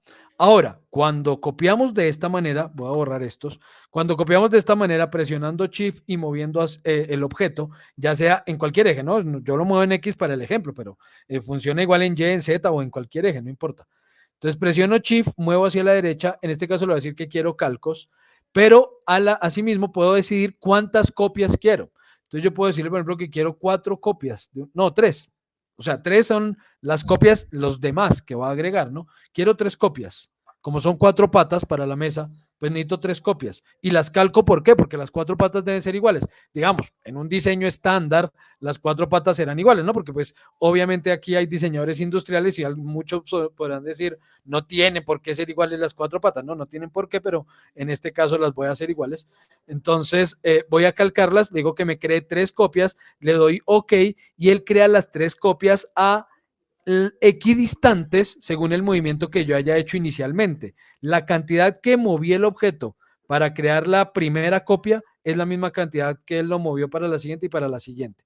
Entonces genera cierta equidistancia. Es bastante útil cuando no necesito modelar con precisión, sino que quiero hacer, por ejemplo, una rejita. Entonces yo digo, bueno, pues una distancia a ojo, esta distancia me puede funcionar entre pedestal y pedestal de la rejilla.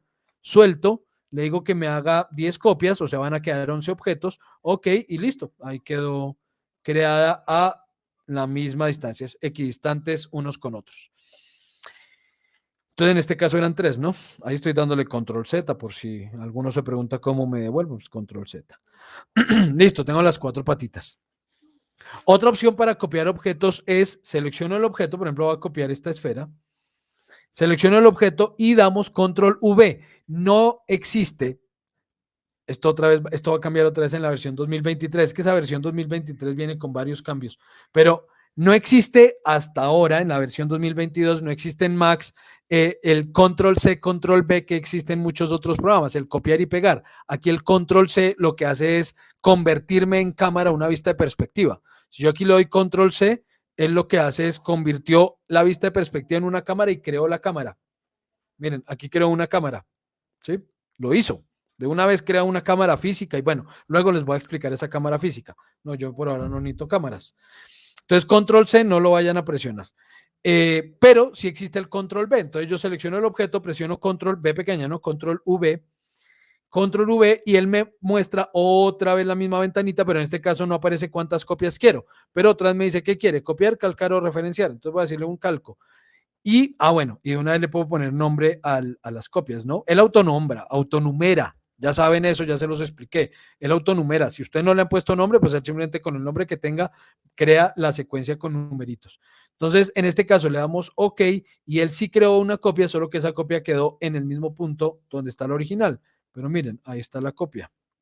Entonces, control V para copiar el objeto, solo copiarlo. Por ejemplo, es que yo quería copiarlo y esa esfera necesito que se mueva exactamente, quede a 80 centímetros del centro, ¿no?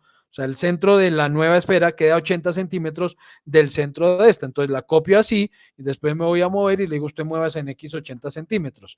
Y listo. O sea, es una forma de copiar con ciertos parámetros. Entonces vamos 2. Control V para crear una copia que queda en el mismo lugar y luego transformarla, moverla, rotarla, escalarla y arrastrar con Shift o mover o rotar, porque también funciona con la rotación, ¿no? Y con la escala. O sea, yo también puedo aquí presionar Shift, decirle que se rote en X y luego le digo que cree 5 copias y él las crea a partir de la rotación, ¿no? Funciona con cualquiera, lo mismo con la escala. No con colocar, creo. Pero porque yo nunca lo he hecho. Vamos a ver si con colocar funciona. Shift. Sí, miren, también. Listo. Un calco. Pero aquí sí no me deja crear varias copias a la vez. ¿O sí? Parece que sí. Ok. No las creo. Pero a lo mejor las dejo en el mismo lugar. No, efectivamente no deja crear varias copias a la vez. Con la opción colocar, pero sí me dejo calcarla. O sea, sí se puede. Nunca lo había hecho, pero bien, ya sabemos.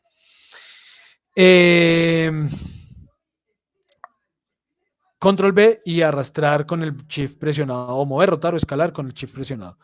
Otra opción para copiar, entonces aquí voy a hacer una cajita, esta sí con parámetros muy definidos, voy a hacer una cajita que mida 5 por 5 por 5 centímetros, 5 por 5 por 5, 5 y con un solo segmento. Ok, entonces tenemos aquí una cajita chiquitita. Resulta que yo quiero copiar esa caja, crear varias copias, pero lo quiero hacer de una vez con parámetros. O sea, no lo quiero hacer a ojo, ni puedo hacerlo control B, muévalo tanto, control B, muévalo tanto, porque quiero varias copias de una vez. Entonces aparece otra opción llamada Array, que se encuentra dentro de Tools en el menú textual. Entonces vamos a Tools y por aquí abajo aparece una opción que dice Array. No aparece activa porque no he finalizado el modelado.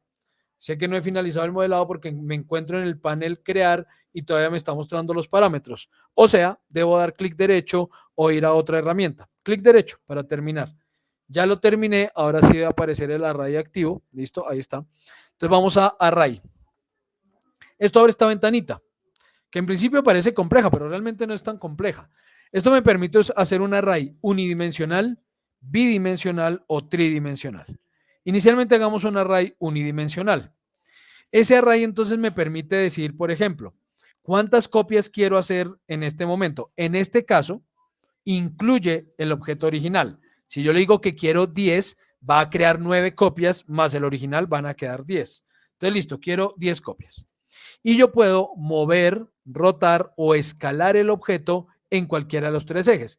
La fácil, digo que la caja mide 5 centímetros, yo quiero que queden 1 centímetro libre entre cajita y cajita en esas 10 copias. Entonces lo voy a mover 6 centímetros. ¿Sí?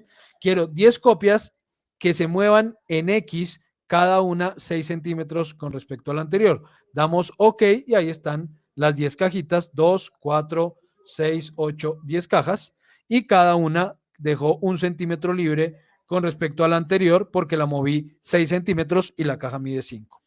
Listo. Ahora, dime. Ahí ocurre lo mismo de lo que nos dijiste en el array de copiar instancia y referencia. Igual, sí señora, exactamente. Yo puedo decirle al momento de hacer el array si quiero que los objetos resultantes sean copias, calcos o referencias. Ah, bueno, una cosa que vale la pena aclarar. Pesan diferente para el archivo y para los cálculos que tiene que hacer el programa al momento de hacer todas las operaciones que tiene que hacer. Es mucho más liviano para el hardware en general, procesador, RAM, tarjeta de video, etcétera. Es mucho más liviano calcular referencias que instancias y mucho más liviano calcular instancias que calcular copias. Si el objeto que yo estoy copiando requiere muchísimas copias, lo ideal sería que fuera una referencia, aunque no hace parte de este curso, pero hay muchas herramientas, plugins externos que me ayudan a crear muchas copias. Por ejemplo, imagínense ustedes crear un césped. Entonces, ¿qué sería hacer un pastico, una hojita de pasto y reproducirla 100,000 veces? Pues inconcebible, ¿no? Demasiado densa la malla o la escena.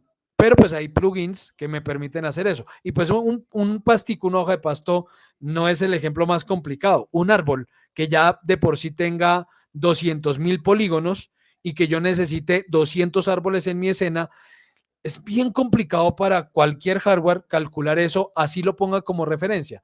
Para eso utilizamos ciertos plugins como ForestPack, RailClone, y en fin, hay varios. Luego les hablaré de ellos, ahorita no, se los mostraré, pero no, este curso no incluye para nada esos plugins. Pero que sea claro que sí pesa menos para el hardware en general, para el equipo, es para el programa y para el equipo, pesa menos si los objetos copiados son calcos y aún menos si son referencias que si son copias. Entonces, bien, bueno, pero tengo que hablar de otra cosa ahí, por cierto. Bueno, voy a dejarlos como calcos y les muestro una vez algo.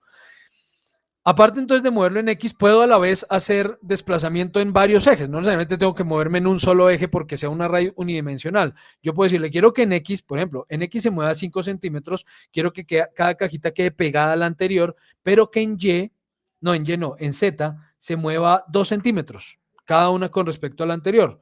Entonces lo mismo, vamos a tener los 10 objetos, pero en este caso, ok, miren que hice como una escalerita. Cada objeto quedó en X, quedó pegado al anterior, pero se fue desplazando también en Z 2 centímetros. ¿Qué es lo que quiero aclarar? Paréntesis.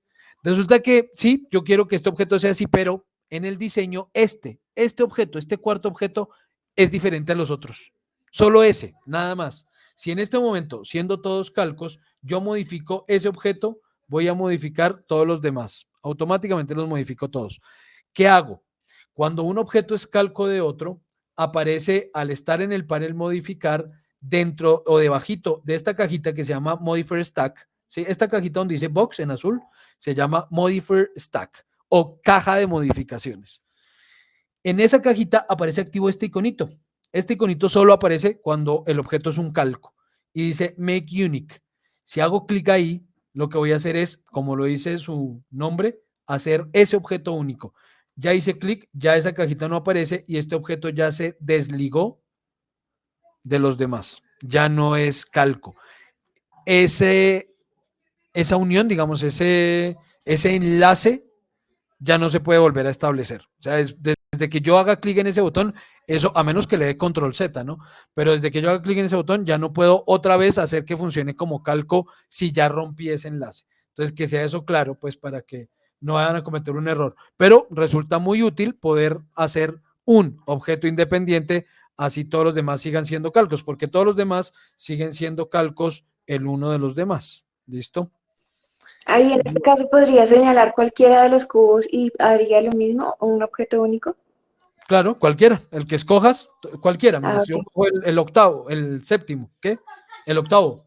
Cojo el octavo, ahí está el botoncito, Make Unique. Cojo el tercero, ahí está el botoncito, Make Unique. El que escojas, desde que sea calco, ahí estará la opción para romper ese calco. O ese enlace, no rompe el calco, rompe el enlace, ¿no? Sí, rompe el calco. Ok, sigamos con el array. Listo, me tengo que apurar, qué pena, ahora sí yo como que no voy a responder preguntas porque ya tengo que apurarme para mostrar lo que necesito mostrarles para que puedan hacer el ejercicio. Entonces, bueno, voy a crear, en este caso, un array bidimensional. Ah, bueno, rotación también. Yo puedo decirle, por ejemplo, que se mueva, no lo voy a mover en Z, voy a dejarlo en Z0, que se mueva en X 15 centímetros, 10 libres entre caja y caja, pero que a la vez se vaya rotando sobre el eje Z 20 grados, por ejemplo. Le damos OK y entonces cada copia se fue moviendo 20 centímetros con respecto al anterior o 15, no me acuerdo cuánto lo puse, y se fue rotando 20 grados con respecto al anterior. Eso quiere decir que la primera caja está rotada 20, la segunda 40, la tercera 60 y así sucesivamente hasta los 200 grados. ¿Sí?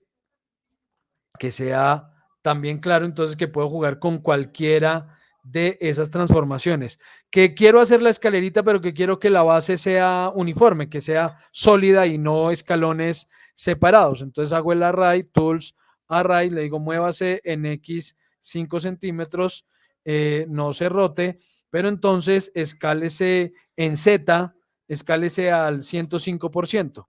Ok, y entonces ahí se fue escalando, le puse muy poquito, pero bueno, se fue escalando y como el pivote está abajo, el pivote de la caja está por debajo, pues él se escala a partir del punto de pivote, entonces se mantuvo la base y se fue escalando en la altura porque lo escalé solo en Z. Entonces cualquiera de ellas pues resulta útil.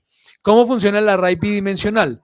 Para el array bidimensional y tridimensional ya no puedo jugar aparte con la rotación y la escala. Con eso puedo jugar en el array inicial, pero puedo decirle, por ejemplo, quiero un array bidimensional donde cada objeto se mueva en X 6 centímetros con respecto al anterior y en Y, o digamos en el segundo eje, quiero crear 5 copias y esas copias se van a mover también 6 centímetros, pero en este caso en Y. Entonces 6 centímetros en Y. Le damos OK y este es el array bidimensional. Entonces se han creado 10 copias en X, desplazándose 6 centímetros, y 5 copias, o bueno, sí, 5 en total, en Y, desplazándose 6 centímetros. Ahora un array tridimensional. Entonces, tools, array. Entonces le digo que quiero un array tridimensional donde se va a mover 6 unidades en X el primero, 6 unidades en Y el segundo, y en este caso quiero 10 unidades en Z.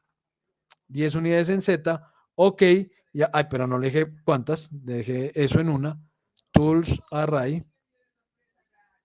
Yo no le he configurado teclas, o le pueden configurar tecla de acceso rápido si lo usan mucho. Digamos que quiero 3 pisos, 3 niveles. OK, listo. Entonces tenemos nuestros 3 niveles de copias. ¿Listo? Eso es el array. Jueguen con él. Ahí uno jugando con la rotación, la escala, no sé qué, puede obtener resultados bien interesantes. También jugando con el pivote, ¿no? Entonces, para que sea claro cómo hacer. Porque, por ejemplo, yo les pongo a veces un ejercicio, vamos a hacer, qué sé yo, las aspas de un ventilador, por decir algo. Y entonces les digo, voy a hacer aquí un cilindro, algo muy sencillo.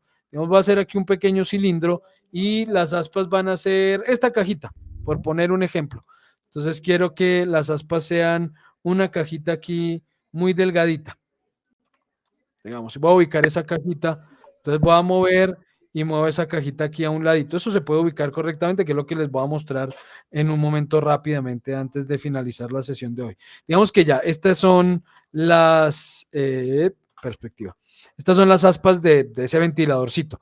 Entonces yo les digo, listo, vamos a hacer esas aspas por un array. Y ahí quedan complicados. ¿Por qué? Porque entonces si yo le hago el array a esto, digamos, dejemos todo esto en ceros, y es un array unidimensional, y yo quiero que se roten sobre el eje Z 20 grados para un total de 360 dividido 20 de 18 aspas.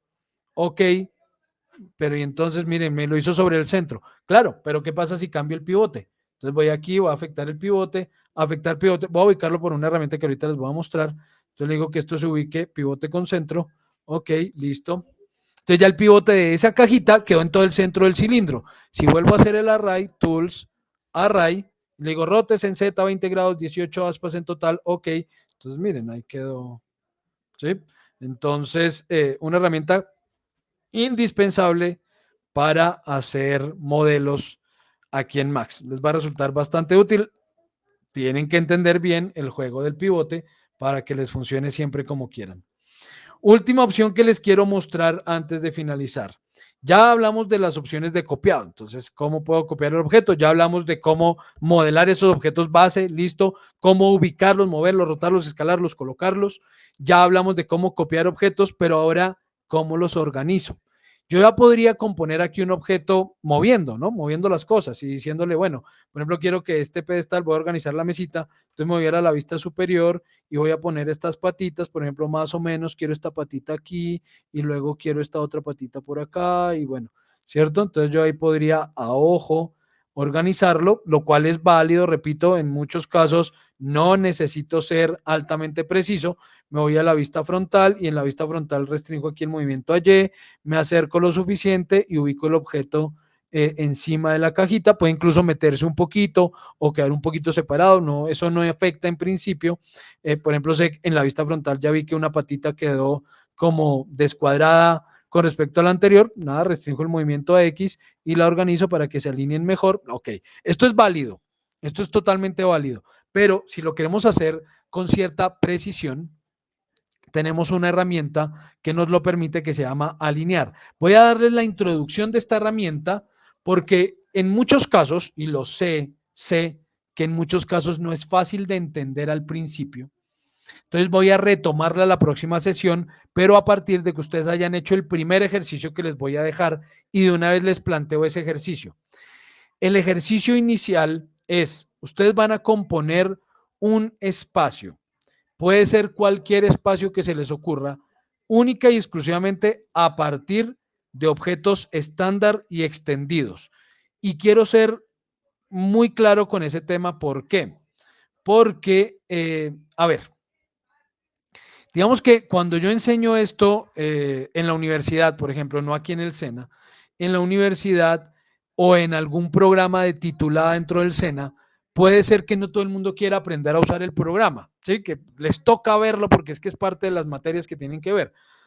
Pero en su caso, pues no, en su caso supongo que todos ustedes tomaron el curso porque quieren aprender a usar esta herramienta. Entonces, siendo así, yo doy por hecho que los ejercicios que yo planteé, ustedes a conciencia los van a hacer porque les va a servir para aprender a usar la herramienta.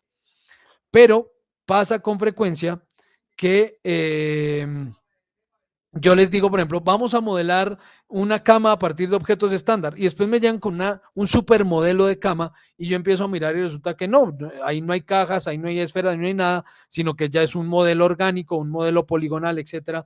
Y entonces, bueno, ¿y por qué este modelo. Y pues resulta que descargan el modelo que yo les pedí, lo descargan de algún sitio y me entregan eso por cumplir. Repito, eso pasa en titulado en la universidad.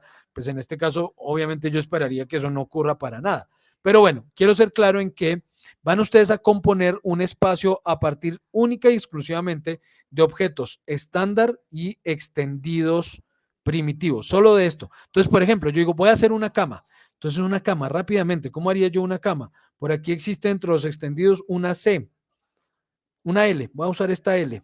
Entonces, en la L, yo puedo decirle, por ejemplo, aquí a esta L, voy a que este sea el lateral, los laterales de mi cama. Entonces voy a decir que esto tenga, por ejemplo, una cama mide 190 centímetros por 140 y que si es el piecero, el lateral y el piecero, digamos, que tenga una altura, digamos, 12 centímetros, por ejemplo. 12 centímetros y que el grosor de la laminita sea de 2 centímetros, digamos. Ah, mentiras, aquí, perdón. 2 aquí y 12 aquí. Listo. Y por aquí también 2. Ok, entonces digamos que ese es el piecero. Ahora esto lo voy a copiar. Entonces Shift, tan aquí, un calco, ok, calcado, lo voy a rotar 180 grados, rotado 180 grados y lo voy a ubicar donde corresponda para componer la camita. Entonces aquí me acerco, hago zoom y lo ubico. Si no les voy a mostrar esa herramienta de alinear todavía, no porque esa se demora y yo tengo aquí una restricción, no solo el tiempo, sino que esto está grabando y esto no me deja grabar sino 2 horas y ya se van a acabar de cumplir, nos quedan como 5 minutos.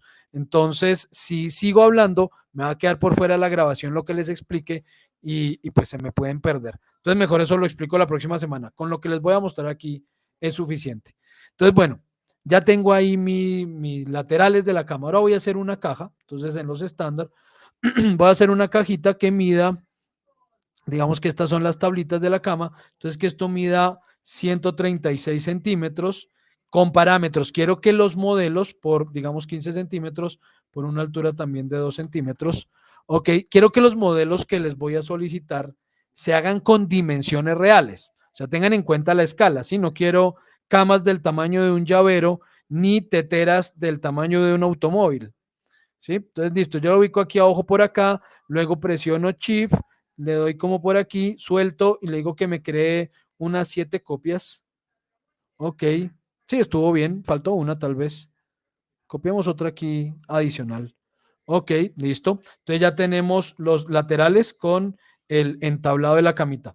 Ahora voy a coger un extendido, cojo un chamfer box y en el chamfer box voy a dibujar mi colchón. Entonces vamos a hacer aquí una caja, le damos altura, la redondeamos un poquito. Esta caja va a medir entonces, digamos, 186 por 136. ¿Por qué altura tiene un colchón? Como 30 centímetros, depende del colchón, pero bueno, digamos 30 centímetros. Y lo voy a redondear en las esquinitas, unos 3 centímetros nada más. Ok, listo. Y lo ubico. Entonces vamos aquí a la vista superior, lo ubicamos más o menos. Listo, digamos que por aquí puede ser. Acerquemos un poquito, se metió un poquito en los laterales. Ok, lo hice como muy justo, ¿no? Voy a hacerlo un poquito más chiquito. Aquí en la vista frontal me aseguro de que quede un poquito por encima de las tablas y listo. Entonces aquí ya estoy componiendo. Aquí ya estoy componiendo una cama. ¿Sí? Este es el modelo de una cama.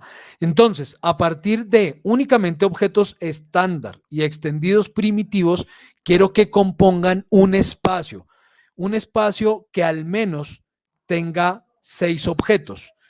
Todo eso va a quedar específico o claro en su Classroom. Ahí van a encontrar el espacio de la tarea para que ahí suban la evidencia, etcétera. Ahora, quiero ser muy claro con esto. Y desde el principio, quiero que para todos sea claro este parámetro en el curso. Yo no voy a darle fecha límite a la entrega de las evidencias, porque en este curso, si no todos, la gran mayoría debe estar trabajando o estudiando o haciendo otras actividades, obviamente. Entonces, me cuesta decirles, por ejemplo, esta tarea es para dentro de 8 días. ¿Por qué? Porque pasa que entonces el que no alcanzó a hacer la tarea para dentro de 8 días, o empieza a escribirme, profe, no puede hacer la tarea, deme tiempo, deme plazo, o abandona el curso, porque siente que entonces ya le está consumiendo demasiado tiempo y deja el curso de lado. La práctica es indispensable para que ustedes aprendan a usar esta herramienta y cualquier otra digital, ¿no? Bueno, cualquier herramienta, obviamente, la práctica es indispensable. Si ustedes no practican, ya te digo, Peter. Si ustedes no practican, pues así asistan a todas las clases y me oigan toda la charla, pues nunca van a aprender realmente a usarla. Entonces es necesario que lo hagan.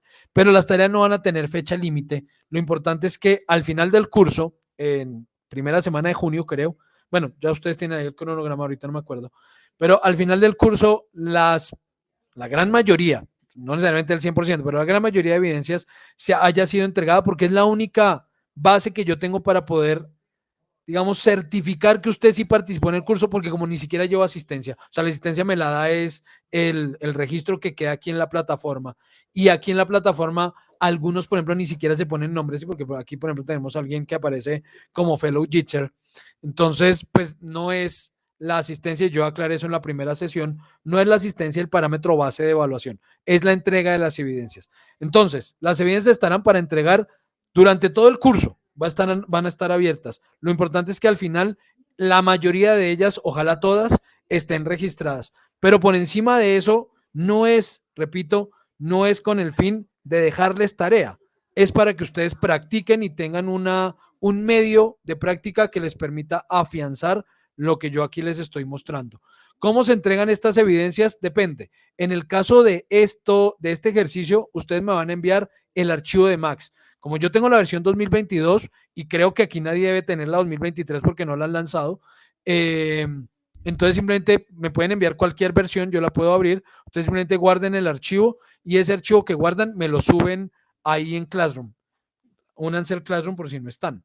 Entonces lo suben ahí al Classroom en el espacio que les voy a crear, ahí entregan el modelo. Entonces me envían el archivo de Max y ya. Habrá otros ejercicios en los que les voy a pedir que me envíen la imagen, el renderizado de la escena. Otros casos en los que voy a pedirles que exporten como OBJ y me envíen el OBJ del modelo, en fin. Entonces, en este caso, el archivo de Max.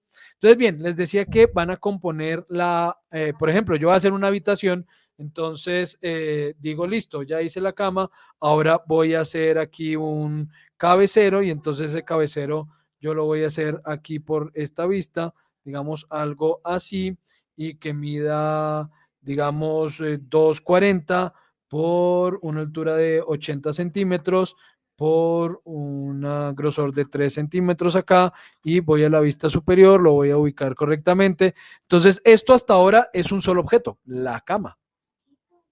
Hasta ahora, este es un solo objeto. Ya cuando yo a esto le agregue, por ejemplo, ok, ya voy a ponerle aquí unas cajitas que sean las mesitas de noche, digamos algo así, y entonces yo ubico esto por ahí a esta altura. Entonces, ahí este sí ya puede contar como otro objeto. Este ya es bueno, es una superficie de noche, no es una mesita, pero puede ser la mesita de noche, ¿no? Y en general, que ojalá cumplan con 6 objetos, que la cama, más el armario, más una lámpara, más un televisor, más, no sé, una sillita y lo que sea. Entonces, 6 objetos compuestos, repito, única y exclusivamente por objetos estándar primitivos y extendidos primitivos. Usualmente ponen aquí una tetera, pero la tetera no vale, ¿ok? No valgo la tetera como un objeto, ¿no? Es que yo modelé aquí la teterita, entonces esa no cuenta. ¿Vale? Preguntas, dudas, aclaraciones, algo que quieran consultar antes de finalizar la sesión, preguntar, opinar, aportes, lo que sea.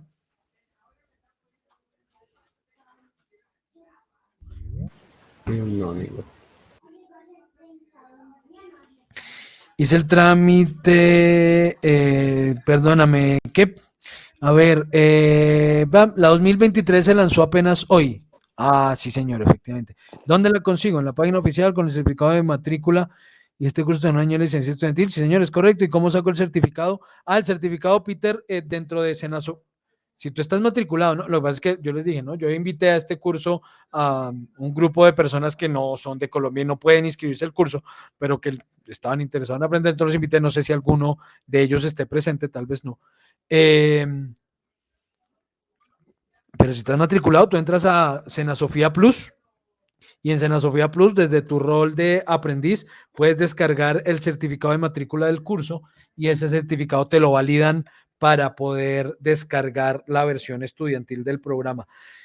Si apareció, si ya lanzaron la 2023, hoy no estuve en casa, entonces no me enteré que el lanzamiento era hoy, pero si ya lanzaron la 2023 y la instalan, ahí sí, por favor, lo guardan como versión 2022, si no yo no lo voy a poder abrir, porque acabo de decir, nadie aquí debe tener la 2023, pero si ya la lanzaron, de pronto alguno de ustedes decide descargarla, instalarla, entonces en ese caso, si usan la versión 2023, al guardar, cuando ustedes van a guardar el archivo, siempre les va a aparecer la opción de en qué versión lo quieren guardar. Entonces ustedes aquí despliegan, por ejemplo, en este caso, él siempre da 3 versiones anteriores. Como es la 2022, él me deja guardar en versión 2021, 2020 y 2019. La 2023 seguramente dejará en 22, 21 y 20.